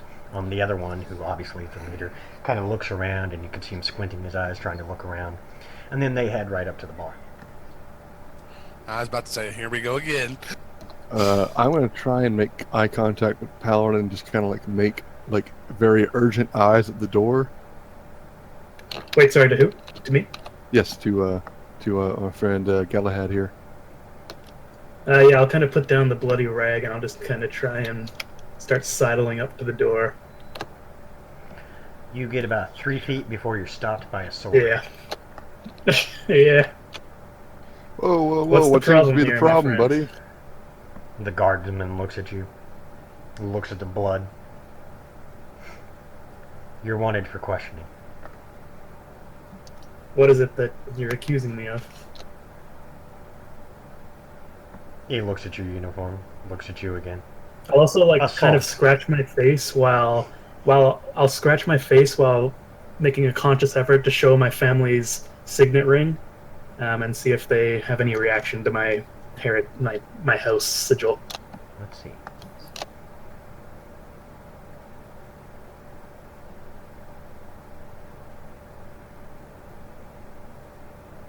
Oops. It was a second roll, not the first. He notices it, but doesn't seem to care. Oh, that sucks. I'm gonna step in. Oh man, you should have seen it. This guy, you see, he was trying to do some kind of handstand last night. He just busted himself so bad. He knocked another guy over. Oh man, he got himself pretty bloody there. And I'll do anything for a wager. Yeah, roll a deception roll. Can I assist him with that?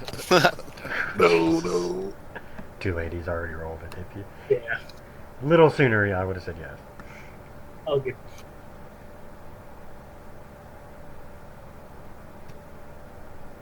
Yeah. He ain't Wow. buying it. I don't like that. This is one fucking on it guard. Just the leader. He turns, looks at you. Arrest them both. The men kind of surround you. What are the other 2? Are they looking like pretty tough fellas, or how are they? Yeah, they looking? look pretty tough. Yeah. They look like they're some seasoned. I mean, you can't tell. I mean, they're still a little young, but you have a feeling starting a fight here would probably be bad news. I suppose, yeah, fighting with the city guard, not always a great idea. No. Can the dwarf give it a try? Sure. To do what now? Talk to the guards. Yeah, I'm gonna try and just persuade him. Seeing like there's got to be some kind of mistake here. I mean, I think he was we're talking pretty... about his character. Oh, gotcha. Because he's a dwarf. Oh yeah, I'm a dwarf as well. Yeah, Sorry. Yeah. Alright. Alright. You walk up to them as they start to begin to put the manacles on the 2 gentlemen.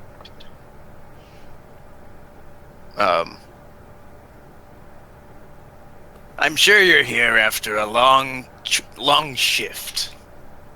Why don't you have your drinks and forget about this one? I can attest to their story. Roll a persuasion with advantage. Because you're backing up what they've already said.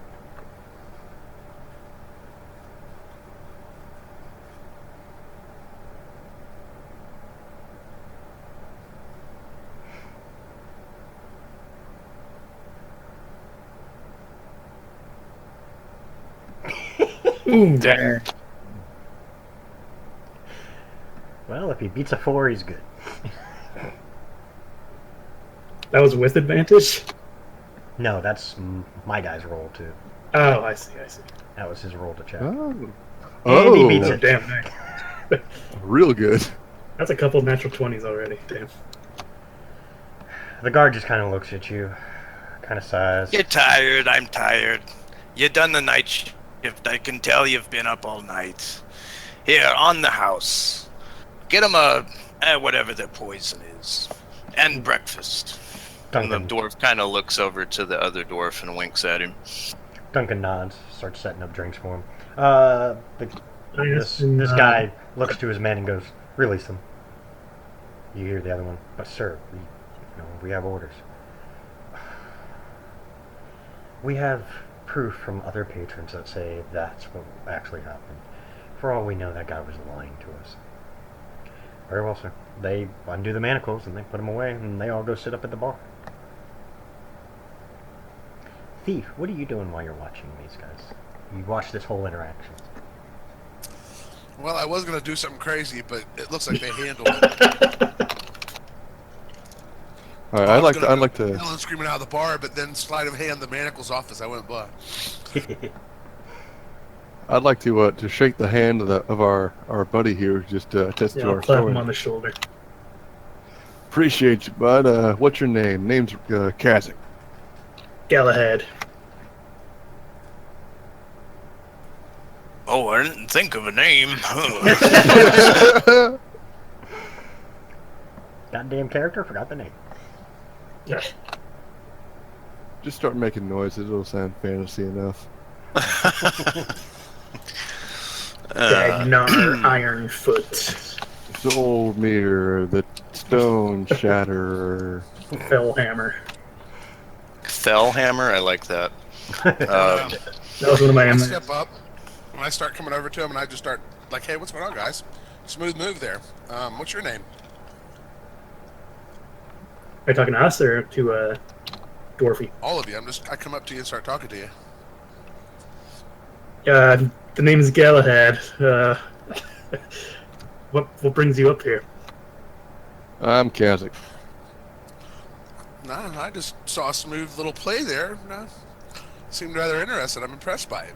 Well, So thanks why to are our you guys friend. here? What's going on? Huh? If this is like loud enough for the guards here, I'm sure I don't really know what you're talking about, bud. But No, I don't say it loud enough for them to hear. I was actually No, waiting for them to yeah. leave, but somebody offered them breakfast too.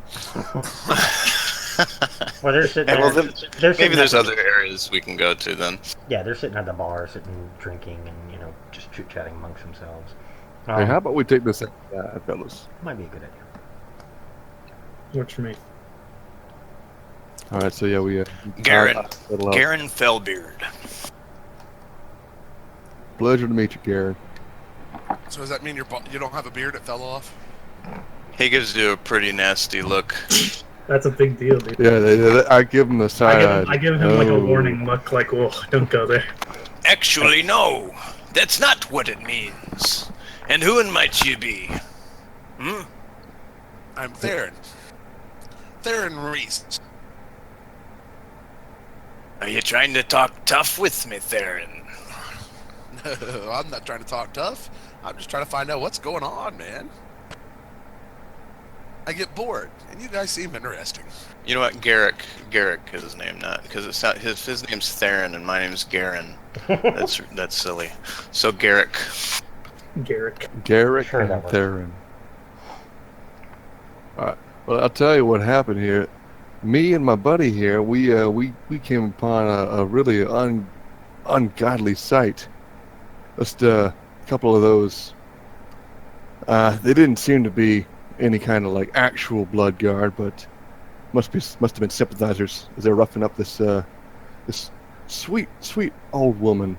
And well, we stepped in and righted that wrong. Yes, we did. Couldn't stand by. Hence And the well, you blood. should have.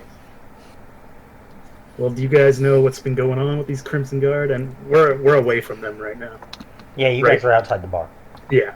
So, yeah, I asked them, do you guys know what's been going on with the Crimson Guard recently? No, I'll be honest. I'm not from around here, but if they're the law, I'm sure they'd like to hear about your story. Well, you saw how far that got us. Whoa, whoa, whoa, Yeah. whoa. Look, I live here, and the Crimson Guard, you don't trust them, man. They might be the law, but they're not the best law. Well, we were actually considering joining them for more clandestine persons. We hear there might be some underground groups working against them. We were interested in possibly infiltrating their organization Turns here out they're and taking finding on out some new information. Yeah. Would you guys be interested in doing something like that? A little Well, bit of the plot rebellion? thickens. In I'm sure I joining can the find Crimson somebody. Guard?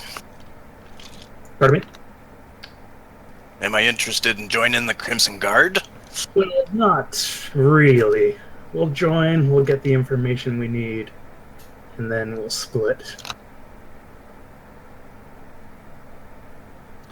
Let's see. First things first, we need to get this blood off of us. Is there No, some I'm good. Well, I mean, I just sort of pretended to not have blood on me. There was a perfectly good pot, Rezik. Well, let's go and see if there's anything that can anybody can get this off for good. Is there like a well or something like that? Or There's a tailor, maybe. Yeah, there's a bunch of Seamstress. tailors and stuff around. I mean, like I said, you're near the Yeah. northern area, so the higher end stores are going to be around here. Yeah, I'd like to Well- pop off just to get some cleaning done. I mean, wouldn't I know like some of the urchins and children? Couldn't I find one of them and give them money and they get a hold of water and just clean it for them? Yeah, you could do that. I would like to supervise very, very, very closely. well, I'm in the city. I'm kind of taking note of everything just because I'm the historical type. I didn't really get out of my home city, and this is the capital, so I'm just kind of taking in the sights as we're walking around. Now, as you look Trust around, me. the races, I mean, are purely mixed. It's mostly human here for now, but you know there are plenty of other races around. Yeah.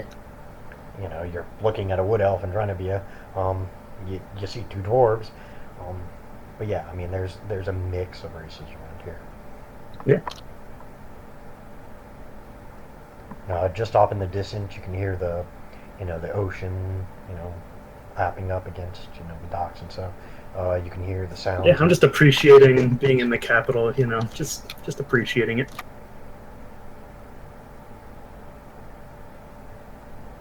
So are we going to the tailor? I mean, I just went off, just to get that done real quick. Nice. I guess the urchin. What happened there? Basically, he talked to one of, he walked around a little bit and found Tommy. What the hell? Little Tommy, and offered him a little bit of money to help get your stuff really clean. Okay. Did that happen? Did I get my stuff back? Yeah, you got everything back. All right. I'd like to pay him back for the favor. Just to, pay him back whatever money he gave. I only gave like 2 copper to someone like that. 2 copper's a lot. I don't really care to have my debts unsettled.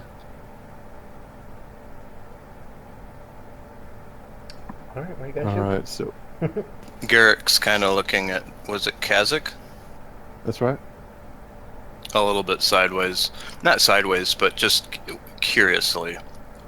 Where'd you say you were from again? Well, I'm a member of the Kargrim clan from Kazakh Gore. You Oh. might not have heard of it. It's a dwarven city, keeps to themselves. I see. Oh God! How about you? Where do you hail from?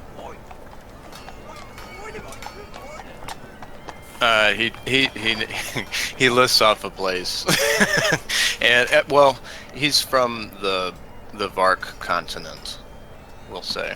Okay. Is that where is your homeland on the Vark continent as well? I'm actually just north of here. Okay, yeah. in So the mountains. he's back on the homeland, the Vark homeland. So what's Vark like? It's Vark sight is the- hillier than this. The Varg is the race. He's talking about Ilvisbard, which is the wait a minute, hold on. Yeah, he says, I'm from, you said Sorry, Ilvisbard? Goldtorum. Goltorum. Goltorum, of course. You So is that a place of elves or dwarves? I mean, yes, Yeah. You guys would know that that's the Dwarven continent. That's where all the dwarves tend to be, and where their main, where the main body of their race is located. The dwarves is located. well, my thing is, and I'll tell you now, one of my personality traits is I ask a lot of questions. I One of don't know, my it's like personality me, traits I know is a that lot I about don't my answer city. questions. I would argue my thing is I know a lot about here, but I don't know much about the rest of the world. Yeah, the I've most spent my whole life here. well, the most you've heard from various talk about the other continents, but you don't know much about them. You've heard of Goltorum, which is the Dwarven continent, but that's about all you know. I mean, you couldn't pick one clan out from another if they were asked, but you know enough to know that they have their own continent. Almost every race has their own continent.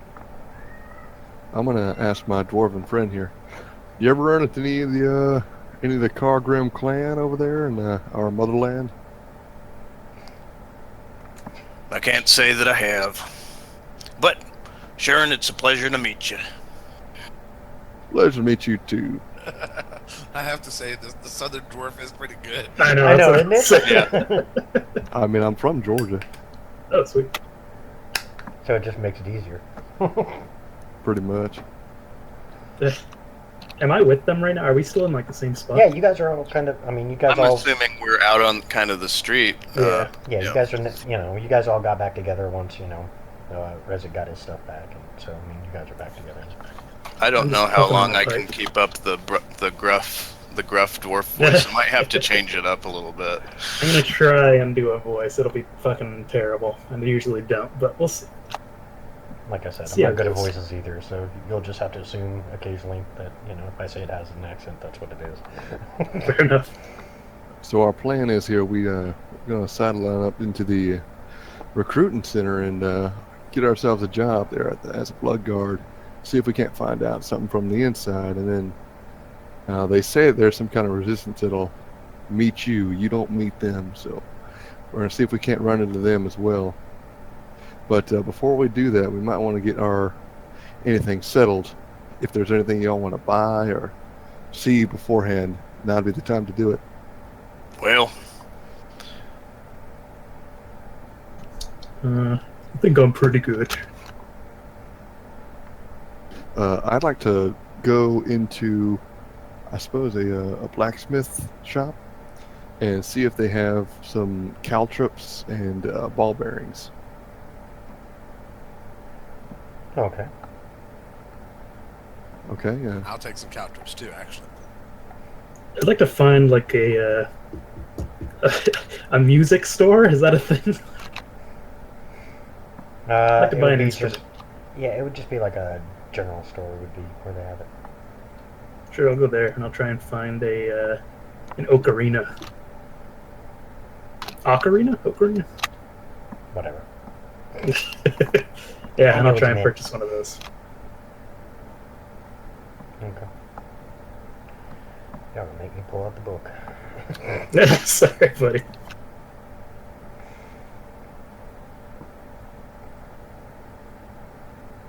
As you guys kind of look around, the only shop that really kind of appeals to you, you see this, ornate-looking shop. It's only one level. You see above it, emblazoned on a big curved piece of wood. It says, "Glenn's Wonderful Goods." I'll head on in. All right. So is this this would be the general shop that like I didn't find any blacksmith kind of fellas? Most of the blacksmiths are further down. but within the eyesight. I mean, you could check here, and if it doesn't have what you want, then you can always go somewhere else. But this looks like it's a typical general store, so it might have what you're looking for. You never know. All right, I'll pop on in. Yeah, I'll look for if they have any instruments, They do. particularly like a flute or ocarina. As you guys all walk in, you see a gentleman come from behind the counter. He's in these lavish, bright colored, outfit, like robes flowing around. Welcome, welcome, gentlemen. I love having customers. Perception check for all of you. Oh boy. It's a vampire.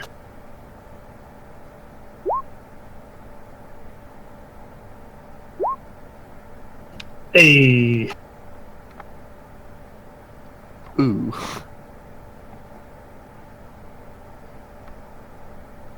Okay. Yeah. Walker, you're just kind of at a loss.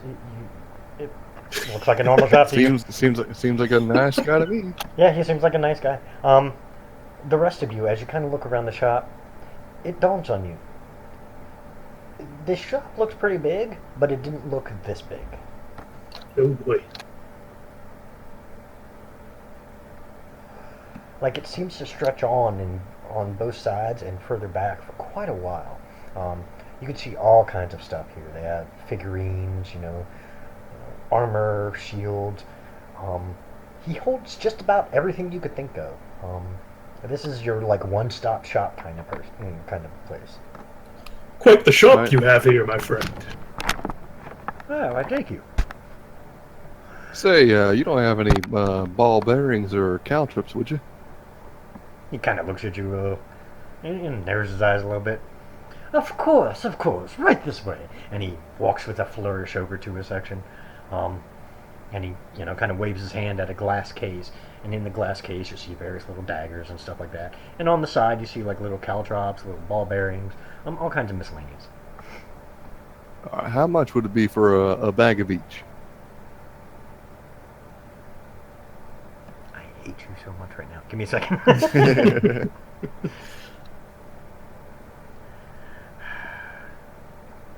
Didn't think you'd be buying anything right this second. So he But it's a shop. I wasn't expecting it. I know I'm slacking.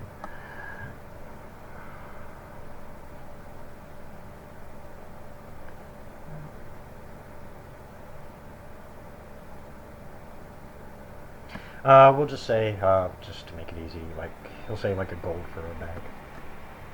All right, I want to see if I can't schmooze them on down to a lower price.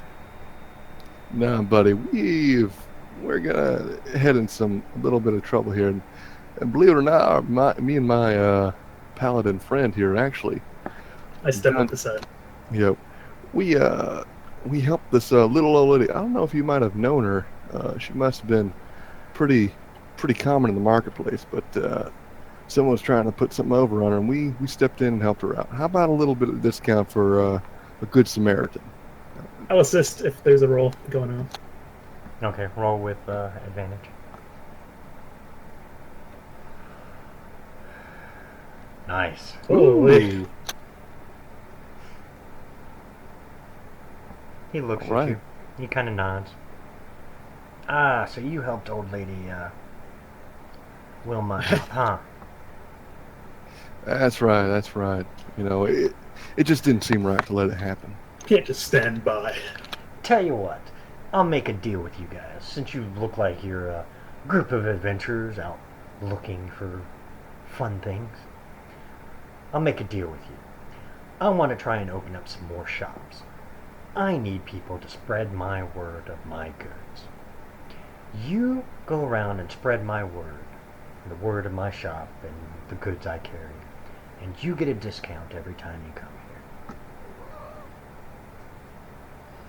Well, sounds good to me. I mean, I'm not above doing some barking, trying to drum up some business for you. He pulls the caltrops out, drops them on the counter, and just moves them towards you. And the ball bearings too, don't forget. Grabs those, put those up there too. All right, I'll take them. Now, he with looks to my the others. work, What about the rest of you? I ain't buying. Very well. I'm not doing anything.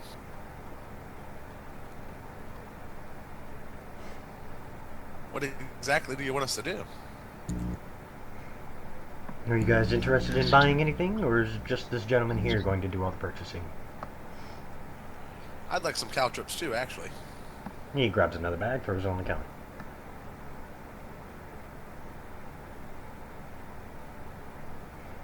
Total for all 3 bags, 1 gold.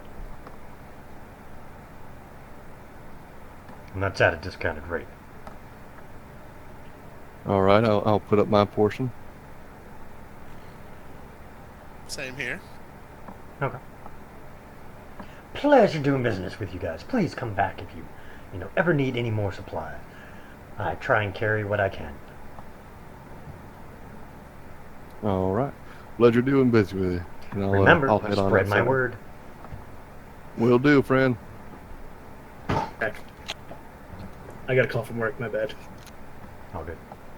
Are we still in this shop? Sorry. We can be, yeah. Uh, We'll be able to catch back up since. Oh, yeah, sorry. I'll just really quickly. I'll buy a flute. Don't do any special. Like Okay. a wooden kind of flute. He agrees. What you heard was he agreed that he'd give you guys a discount every time you shopped with him, as long as you continued to spread the word of his store to other places, because he wants to branch out. Ah, gladly, friend. What's the name of the store? Glenn's it Wonderful was Goods. Yeah, Glen. So he hands you the flute. You hand him like 5 copper pieces, and he'll take that since you just got a basic wood flute. Pleasure doing business with you. All right, now you guys all meet up outside. All right. Now, did he mean like a different, like places, like different settlements, different towns, or was it like just kind of? He meant barking up wherever some you go, business just line? basically just put in a good word for his shop. Like if I'd he say mentions- other towns because he said he wanted to branch out and open up other stores too. So Well, just to cover my bases, I'm just gonna start kind of doing on my best kind of barking voice, be like, "Come on down to what was his name? Glenn. Glenn. Come on down to Glenn's General Store. The best deals and the best prices this side of town you'll ever see." Now, do I like do like charisma? Nice. Yeah, go ahead. I love it. When I see them Roll a big, charisma roll. Can I assist him and just say, I don't know. I thought I had something to say, but I don't. Can I just assist him? I'm good at D&D, guys. Yeah, you'll kind of wave your hands at like at the store and like Yeah, I'll give make it a myself bunch look of visual cues. So yeah, roll with advantage. What am I rolling? Charisma with advantage, because you're basically trying, or persuasion will make it that way, because it's easier. Okay. Because basically you're persuading people to come buy it, buy goods at his store. There you go. Now you get a few people All right. that kind of were walking by.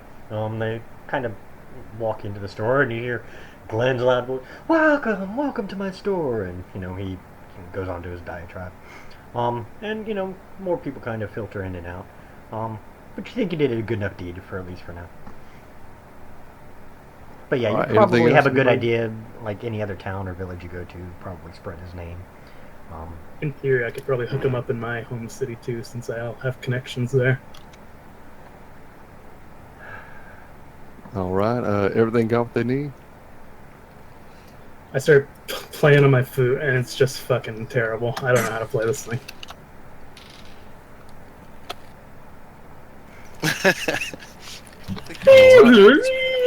Yeah, I just put it away for now. I'm sorry. that was great. Well, if everybody's ready, let's head on in. Let's do it. Yeah, we go. So on wait, into do we the, even know where the place is? Like their Yeah, headquarters? you know where In their the headquarters west? is. It's in the west. Oh, okay.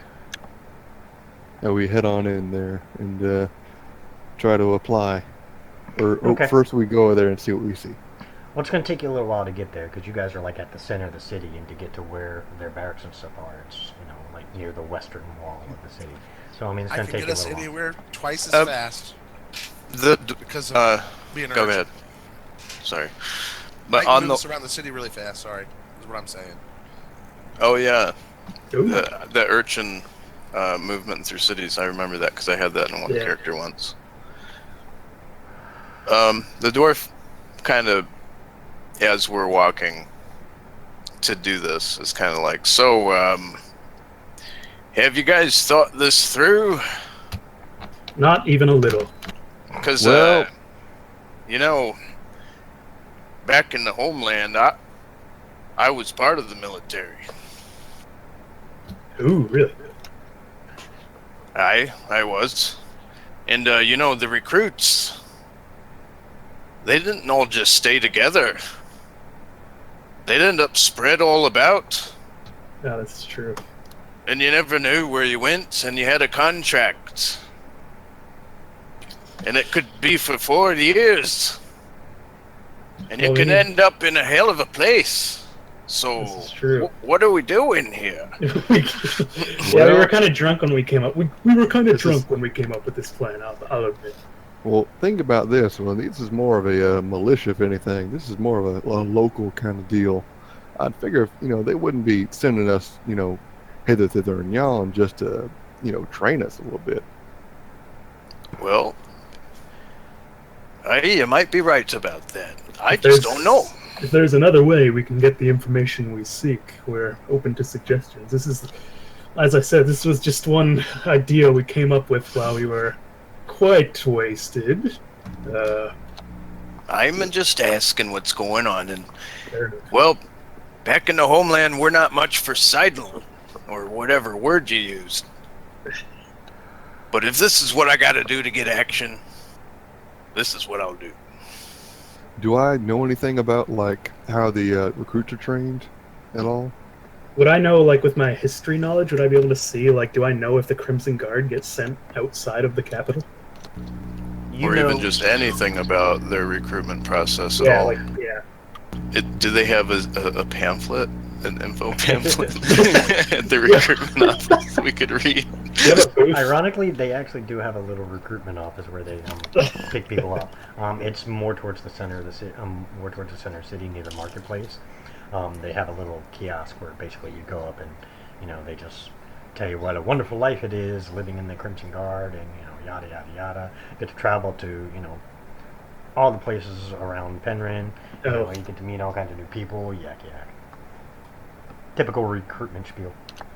So we do Okay. get sent elsewhere. Yeah, exactly. The possibility is there, but they, as you guys kind of head towards it, and you kind of stand around and listen, and because there are a couple people already up at the little recruitment spot talking, and you hear the guard, one of the guys that's interested in joining the service. You actually hear him go, "So could I be stationed anywhere I want?" Well, for the first little while, for about the first year, you'd be stuck here in the main city. We got to get you through the training and make sure you're ready. And then the possibility after the first year of relocating to another location is there.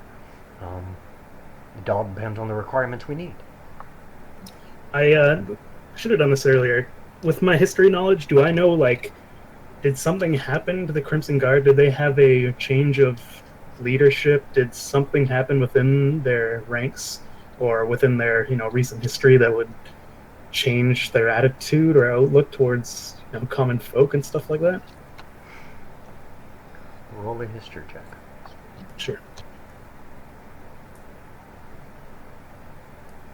And then what I just noticed a difference just because I live here and I kind of have an idea what's going on. You would know that lately, for past year or so, the Crimson Guard has become under fire by a lot of the commoners, but almost all the times when it's investigated, nothing ever becomes of it. It's like whatever they were being accused of either gets dropped or the evidence doesn't point to it being a member of the Crimson Guard.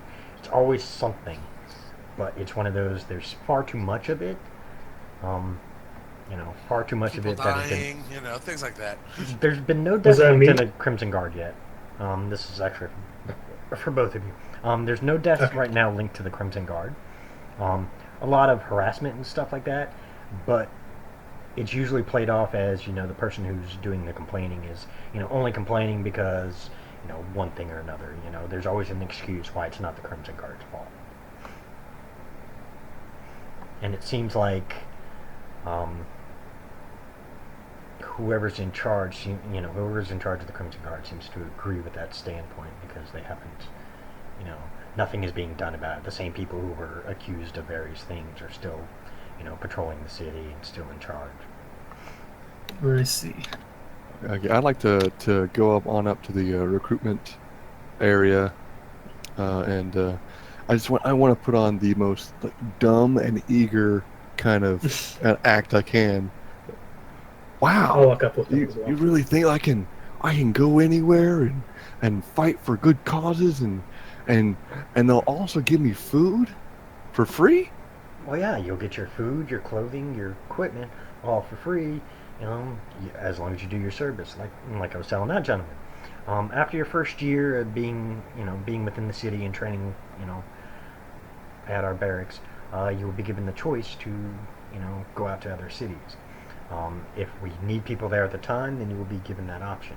If not, then, we can work out something, but nothing is guaranteed at this point. There's a lot of unrest going on places, so it might possibly be that, you put in somewhere you weren't wanting to go. Well, anywhere where I can serve my duty is a place where I'd like to be. Now, is there some kind of different jobs that you guys have, or is it all just one job? Well, I mean, there's the various rank structure, and we do have various units. We have the cavalry, we have the foot soldiers, we have, a, unique mix. We have those who do the healing, and, those who provide support in other means. Wow. And I guess the captain, he's here too? Yeah, the captain resides within the city. Well, I know all I need to know. Sign me up. He hands you a map of the city, and it shows a direct route to the barracks. Just follow that, tell them you're there to sign up, and they'll get you situated. Thank you, sir. I can't wait to be doing my duty. And I head on over, following the map, I'll follow. site, Okay. and wait for the rest of the group. I guess I'll walk along. Well, you done it now. Yep, I've done it now. So About why are we halfway doing this th- again? As you guys are their talking and dicks. walking, about halfway there, you run into these two people. You should be able to see Oh, them on shit. roll 20. Okay, The is there female? anything...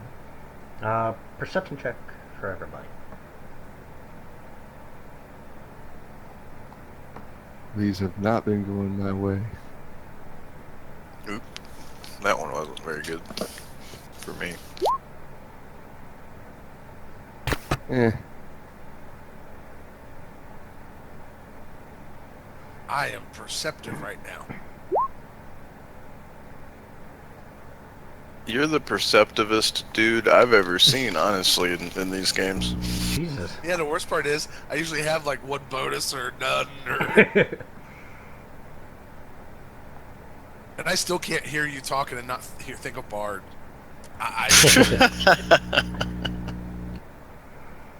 Alright, well, Charles, you notice on the female's staff that she's carrying, instead of what it looks like in the picture, it actually is a phoenix on the top.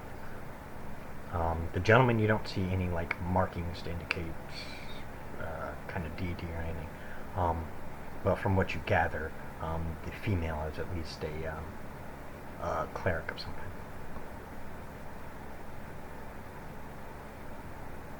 The gentleman kind of steps up in front of you guys and goes, "Wait a minute, gentlemen.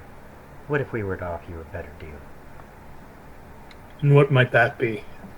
A better deal than what? Than working for the corrupt Crimson Guard. I'm listening. I speak your business. We are aware of many untoward things about to happen on this continent, and they could use a spearhead. What untoward things do you speak of? To put it rather bluntly and eloquently, the armies of evil are about to descend upon this continent.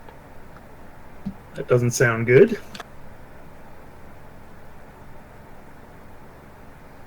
What armies Sounds are like these? action. So, priestess, like to party at all? She just shakes her head. She looks Exactly. over. How are you going about dealing with this group? It's a Hiring lovely men. staff. Where'd you get that from? And she looks at you. From my god. She, just matter-of-factly, the gentleman looks at you guys. Well, we're hiring adventurers like yourselves who are eager to do good work. Well, shit, these guys just gave us, saying this out of character, a bit of a shortcut. If they're the people we think they are. Who Was that exactly in do you... character? I'll ask them... Yeah, sorry, that was out of character, my bad. I'm asking them now in character. Who is it that you represent? The lady steps forward. I'm a cleric of Xavier. Magnus here is my associate. He says Of nothing. Xavier? Yes, Xavier. You can do a Who's- quick you can do a quick religion check. if you Yeah. want. Okay. Yeah, I'll do Did that. it hurt when you fell from heaven talking to Xavier? She just shakes her head again. I just... Whoops.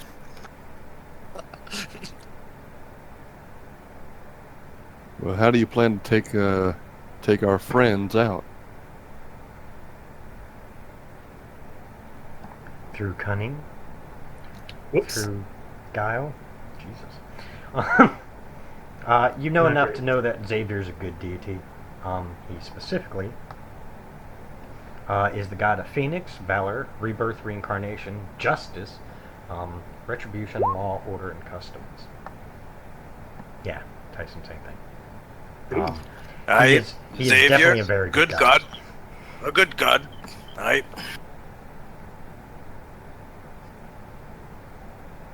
She just nods. So, are you representing the church? The Church of Xavier?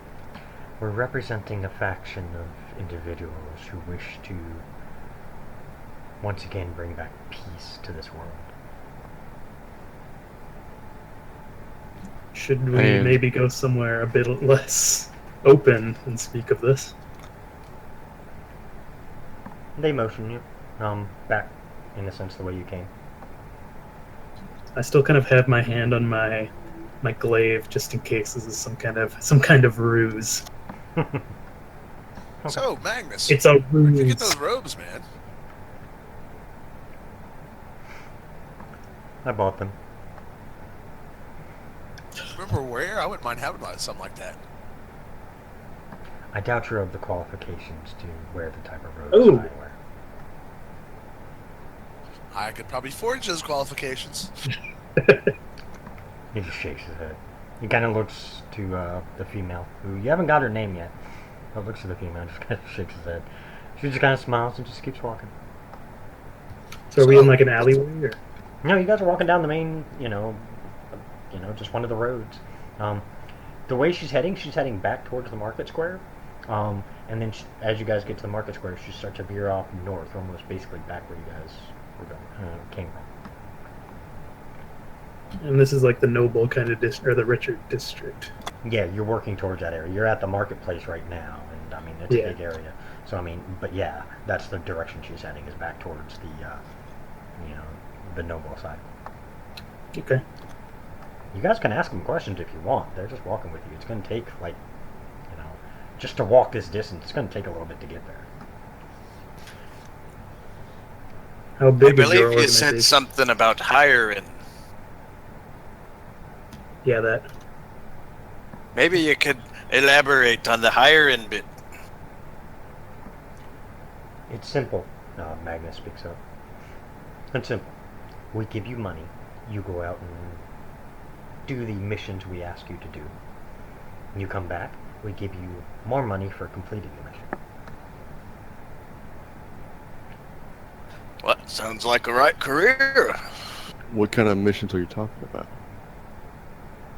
The female speaks up again. As I said, these missions are of vital importance to protect the world from falling into darkness once again. A worthy cause indeed. Not exactly what I meant. Are you asking us to steal, kill? What exactly are you asking us to do? We'll talk more when we get somewhere a little more private. Alright, I guess kind of... Nothing untoward, if that's what you're meaning. Although one of your members would probably benefit from that. And she just kind of looks over to the roguish-looking one. I just grin at her. Has anybody told you today how lovely you are, my man and lady? She shakes her head again and kind of chuckles. Even Magnus is just kind of shaking his head and just kind of... I mean, they're chuckling and laughing as you go along. They lead you all the way back to Glenn's Goods. I bust out my my pipe and I start puffing it. Oh God! Anybody want it? I was going to mention to him, have you ever shopped here at Glenn's Goods? You know, they got the best prices and the finest deals you'll ever hit.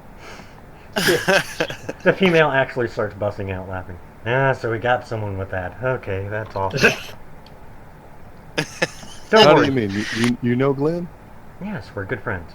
Don't worry. He'll keep to his word. He'll give you the discount as long as you keep spreading his word. And I'll make sure he knows that you told me. As you guys walk in, Glenn's there. He's got a little bit more, of a busy group. You could see him behind one counter and probably one of his assistants behind another counter. And he looks up. Diana, Magnus. I haven't seen you two in forever. I heard you guys have been out busy doing whatever. Yes, Glenn, can we borrow one of your back rooms? Of course, my lady. Anything for you, my lady. And he just kind of motions. Does he tip his fedora? He doesn't have a fedora, but he's got nice, elegant robes, and he kind of, overextends his bow a bit, and, makes it very flourished. I mean, like, everything he does is a big flourish. It's all about show for him. So, I mean, he just kind of motions for her to walk back, and you guys she leads you right back through a beaded curtain. You go 3 doors. As you go down the hallway, you see 3 doors. At the 4th door, she opens it up and walks in. So, Diana. That's a beautiful name. Are you ever going to stop? Probably not. Okay. She just kind of smiles. Okay. As you guys walk in, the last of you comes in. Magnus is the actual last one in. He closes the door. You hear him mumble something. And he turns and looks at Diana. We're safe. Very well. Ask your questions. Well, I don't know where your lot's from exactly, but where I'm from, killing's always an unsightly business. You said nothing untoward? Now, there may have to involve some killing, I do have to admit. But if you're a resourceful bunch, you may not have to do a lot of it. Oh. Well, I aim to do me some killing. Galahad is always up for a fight. Yes, I talk in the third person. She just shakes her head. Oh, She really likes shaking her head. Yeah. So how much money are we getting that getting vibe out this? here. You did Hired say money? hired. She's a head shaker. You said you would hire us, which You see, implies... you see Magnus dig his hand under his robe and toss a pouch onto the table. You can hear as it clanks, it sounds like money. So let's talk brass tacks. What do you need us to do?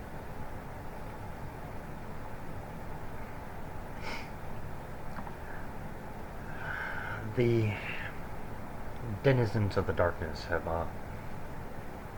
uncovered an artifact that should have stayed buried. Now that What it type is of artifact? artifact? an artifact that can unlock a lot of darkness. An evil this world has not seen in many, many years.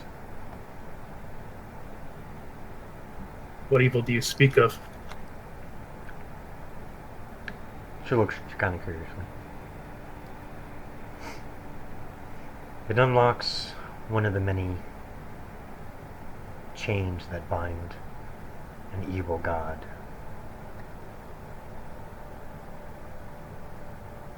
Yeah, I'd like to avoid that. As would we all. This god, if released, would not stop his previous destruction path. So what types of enemies are we fighting here? Are these humans, or are they some kind of foul beast? Anything and everything. He will throw things. The forces you will be going against will be a mix of everything. But we have it on good authority that they are currently transporting this particular relic to an undisclosed location that we haven't determined yet. I just want to do like a little insight check to see if Yeah. see if he's telling the truth here. Okay. As far as you can tell, he's being honest with you. He's a Alright. little hard to read, because he's more just, matter of factly, and there's like no expression in his face. But from what you can tell, he seems like he's being honest. Would I be able to like roll an insight and see if these people are like nobility or not? Okay, I botched my insight check. What Yeah, I is see that. What do I think? They're really creepy. They have some. There's something about them, but you don't know what. You can't tell if they're telling the truth, or just throwing you into harm's way just for shits and grins. Would I be able to insight check them? Yeah, you can do it too. Anybody who wants can do an insight check. But poor Tyson, with his one, just Damn it. fucked everything up. You see about the same thing. They're hard to read. Diana has no facial expressions at all. She's just kind of sitting in a chair. There is a table in the middle of this room and a bunch of chairs, and Diana took a seat and Magnus took a seat. And they offered you a seat. But Magnus... See this from our... Sorry. Yeah, Magnus with his face, you can't really tell. He's not showing emotion one way or the other. It seems like he's just stating things matter of factly. You could almost say he doesn't seem to have a side in this issue, but obviously if he's hiring you, he does. But that's about all you can get. I'll ask them, see this from our perspective. You asked us to closed environment and asked us to do a task with almost basically off of your word, and I'm getting kind of a vibe from you guys that I don't like, to be quite frank. What's to stop you from sending us somewhere and it's an ambush? You take your money, you take our arms and armor, you take everything. How do we have any kind of assurance that this won't happen? He's making some sense, isn't he? I try. Answer once in a that while. one, why don't you? Well, a priestess of Xavier is very unlikely to behave like that. She nods. I'm just getting some weird vibes from these guys. Especially this Magnus character. He just looks at you. You're getting a weird vibe, and you see him just wave his hand and a goblet appears, because I'm an arcane caster. Ooh. I knew there was something about you. Cool trick. The gold is real if you want to check it. He did throw a bag on I'll bite it. Yeah, if you open up the bag, He said I'll bite it. there's a lot of gold in that bag. Oh. I want to. What's the job and who's the mark? Oh shit. For the first time, since your little excursion as you guys made Magnus laugh, you see a slight smile on Pure Magnus's face. The job is simple. We need you to recover the artifact and bring it back here to Glenn. Glenn will we will give you a way to hold the item so that you don't have to touch it. Why would we not want to touch it? because it corrupts all who do. Hmm. And what method would this be? We are going to leave it up to you as to how you would acquire the item. It is in the hands of some goblins and some ogres. What type of darkness? I'm sorry, I feel like this is a bit vague. What type of darkness, quote unquote, is coming? The Devourer himself. Can I roll a history check and see if I know anything about that? Yeah, you can do a history check. History or religion would work, either one. Sure. Eh. It's enough to know that the Devourer was the cause of the Great War. He was the god behind the forces that attacked the world. He is evil in its purest form, is what he's been described as. He wants nothing but the destruction of everything. He will do his typical, promise everybody the world and then give them nothing. He cares less for his minions. All he wants is the utter destruction of everything that is good.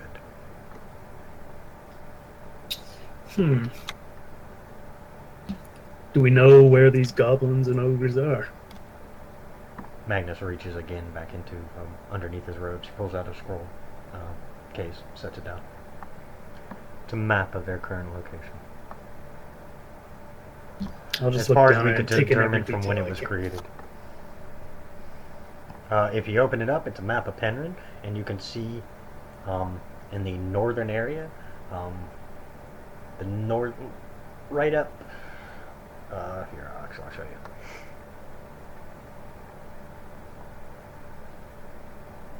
Put you guys back on the right map. Right there.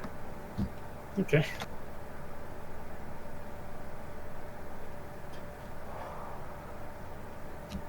Well, what do you guys think? I turn to my group.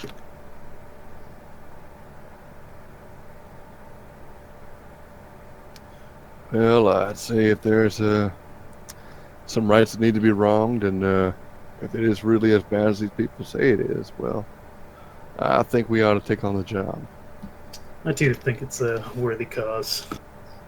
Well, I'm a little low on cash, and I really don't want to join the guards, so I'm in. Well, I don't trust you. But I'm not letting his clan get in on this without me coming along, so I'm in. Very well. That money is yours to do with as you wish. Buy supplies, whatever you need. It will be a long journey that way. You will get more when you return with the item. You are to turn it in to Glenn himself and no one else, or you will be given your second half of the money. All right. How much money exactly did we, like, between us all, would it be? Do you guys count it? Yeah. Yeah. It is 1,600 gold. Wow! Ooh, boy. Okay. I'll hold that. 400 apiece. Wait a moment, sir. Hold on now. It's 400 apiece. All right, well. Magnus and If Diana anybody stand pays up. close attention to me, that's probably the most money I've actually had on me for a long time. I've seen more. Magnus and Diana stand up. And are there any other further questions you have of us before we leave? Say, What do I have to do to well, get a date what with do you? Oh, Jesus. She just looks at you and Shakes her head. you are definitely not my type.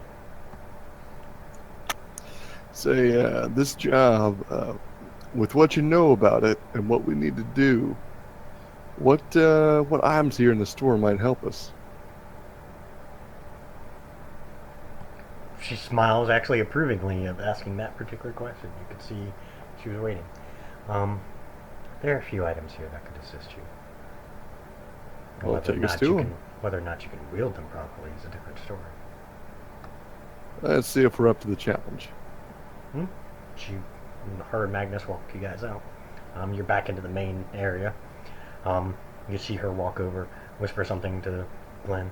Glenn kind of nods, and he walks around, talks to his assistant, and they kind of shove people, out for now. Sorry, we got to close down for a short minute. I promise we'll be back. We'll be back open very soon. And they kind of shove everybody out. As the last one leaves, and Glenn lets his assistant out. You see Glenn lock the door, flip the close sign. The building is all yours, milady. If you need me, I'll be in my study. And Glenn walks off back into the, back through the beaded curtains, and you hear him open a door. Before he does, can I say something to him? Sure.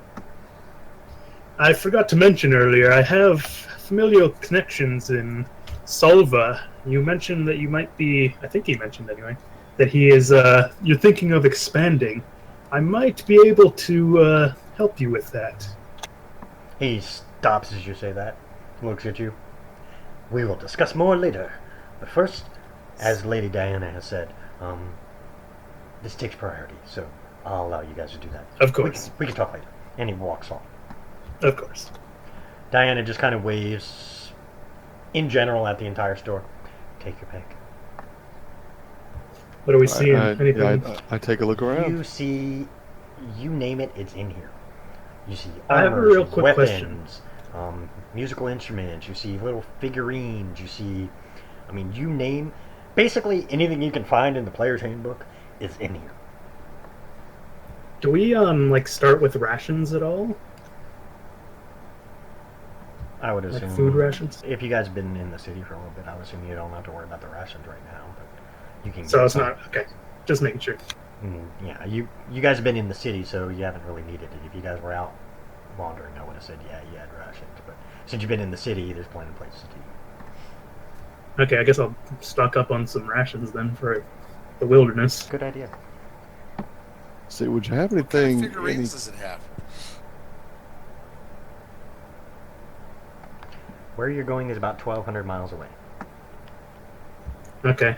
How much will we eat one ration a day? Sorry, that's meta. We eat one. I eat a decent amount of food per day. How much would you recommend for a trip of this magnitude? Diana turns and looks at you. Hold on one second. Yep. Also, does anyone have rope? Rope's also always a good thing to have.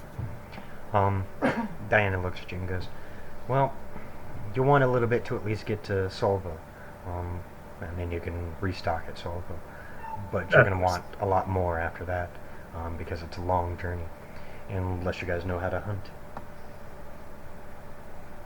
I think we might just buy enough to get to Solva, and then I might be able to arrange something.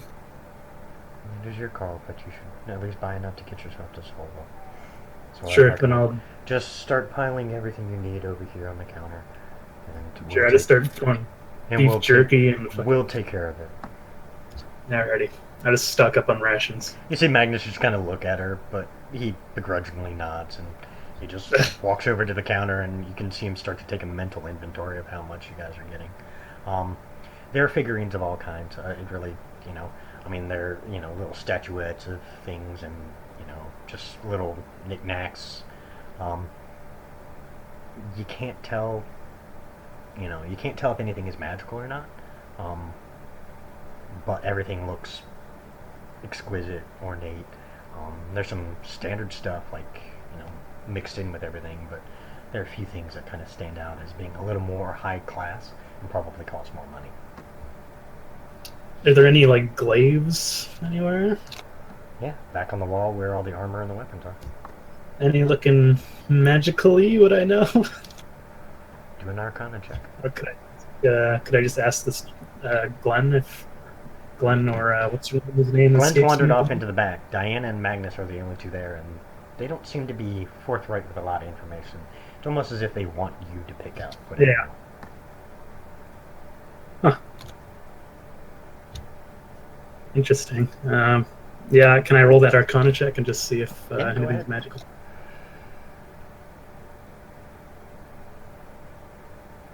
Hey. Anybody else who wants to can do it. All right.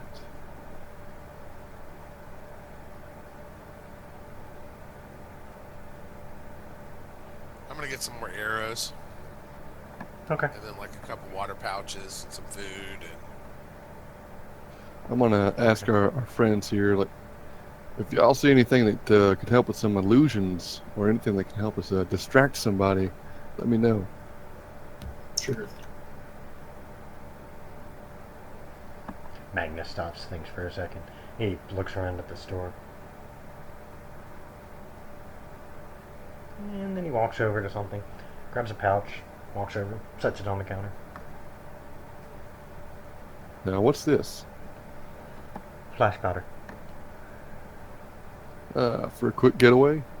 He puts some in his hand and he makes a motion, and you can see poof, like a brief bit of bright light and a little bit of smoke. It will blind someone long enough for you to get away if necessary, but you ask for a distraction. That's the one thing I can think of. All right, how much for a pouch here? We're covering the cost, apparently. He looks over at Diana, who just nods. Oh, this changes things. All right, Don't go I hog grab wild. the You hear Magnus. Don't go powder. hog wild, though. I there grab any the powder and potions? say, much obliged. Well, there are Any plenty- healing potions? Oh, there are plenty of potions and stuff. You see, actually, Magnus walks behind the counter. He picks up this big, looks like a suitcase, and when he opens it, you can see potions lined up, covering it. Oh. And he pulls open another section of the suitcase, and you can see more potions. My jaw drops. Yeah, I'll take a few of these. that'd be a good idea if we all took a few healing potions. Yeah, no doubt. Yeah. And then yeah, that Arcana. Sorry. For those who are curious, the only ones that are available right now are the minor healing, so the lower of the ones. Can I grab 3 of them? Sure. All right, I'll do that, and I'll put it over near the pile. Magnus is still there. He goes back over, starts taking count.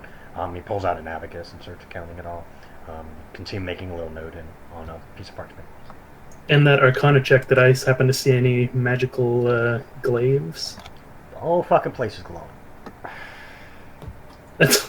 So I see a bunch of magical. I'll grab just one off the wall. I'll take this. So is there a nice Imagine- rapier or short sword? There's plenty of nice weapons there. Or a bow, long bow? There's plenty of bows there too. It all depends on what you want. This is your one chance to get what you think you might need. I'll tell you what, if you get anything magical, it's only going to be a +1. So, at least for now. I'll take it. I'll throw it on over my pile. Say, are there any items here that would help me cast a spell? Like maybe something that could do a little damage or make a quick getaway, distract somebody, something like that. Magnus kind of smiles again. He walks over to a glass case where you notice a bunch of, look like pieces of wood were just sitting there. And now you're starting to get the fact that maybe they weren't just pieces of wood. He reaches in, he grabs one, and he sets it on the counter. Now, what would this one be right here? That is called a wand of concealment. And what exactly does this do? Basically, what you do is you designate an area, and a cloud of smoke will arise out of nowhere, and anybody who tries to attack you while they're in that cloud will have a harder time hitting you. Out of character, basically what it does is it gives anybody in that cloud a disadvantage to attacks. I can see how that could help. It has six charges. You have to recharge it. Out of character, you're going to have to roll a d6 to see how many charges you get back. If you only used one and you roll like a 6, then you obviously only get one back. But a d6 will recharge it after a long rest. Well, much obliged. I appreciate that. And I want to see if I can persuade him to see if I can't get some more. I don't think we need to. Well, a little bit more never hurt. Well, I would like to get some of that powder. I can Okay. see how that would help me too. Yeah, he Yeah. grabs another bag of the powder, puts it up. You saw where he was getting it from. He grabs it from one of the shelves. He apparently grab knows some where everything rope? is in this store. I'll also throw like a 50-foot rope if they have that. You do see Magnus walk over and grab just a simple metal rod, and he sits it down with your stuff. What's this? He picks it up. You see him hold it in his hand. You see him tap something at the top, and then you see him let go, and it's just floating in midair. Oh, Now would move I it. know? Oh, I see. I'll try and push on it as hard as I can. Strength check. It doesn't matter. Not really, Yeah, but I'll try. just for visual reference. Yeah. Like, you could get a natural 20 on it, and you wouldn't move it. Yeah. It's an immovable rod. You're not going to move it. Yeah. Yeah. Dragons can't fucking move this thing. Yeah. But yeah, and you see him Fair grab. enough. You see him grab it again. You see he visibly makes it known where the button is. You see him push it again, and then you see him move it around. Sets it back on your stuff. Once you, I think I'll take once- that one. Once you click that button, it stays in Do place. you have any just regular rope as well? Well, that was just a rod he gave you. You guys, there's plenty of rope in here. Oh, that was just. Oh, I see. Yeah, that was just a regular rod. It was just a single metal rod by itself. The rope, he set the rod on top of the rope, but you guys already got like Ooh. 50 foot of rope. I'll take some for myself. I'll take a length of rope for myself. Okay, how much you gonna take? You gonna take a full Let's 50 take- feet? Yeah. I'll take a hempen rope. It should be a little bit later. There you go. I'll also see if he has like a journal, a little journal that I could start writing in, and Oh, yeah, a there are plenty. quiver. Yeah, there are plenty empty books, books with nothing on the pages, and I mean it's just like he has like a little a little part of the wall that's just nothing but various books, and you pick one up and you notice it's empty. He sells quills and ink and stuff like that. But yeah, I'll grab I mean, some of that. if you run out of ink, you're gonna have to find somewhere to buy some more. But you should be Yeah. all right for a while. I've got like a full vial, which should last quite a while, I would think. Now, is there anything in here that could help us in talking to people? Maybe intimidating them? Maybe just getting them to come to our side one way or another? With what you may be facing, I doubt you'll have much of a problem. Goblins are very easily spooked, so you'll have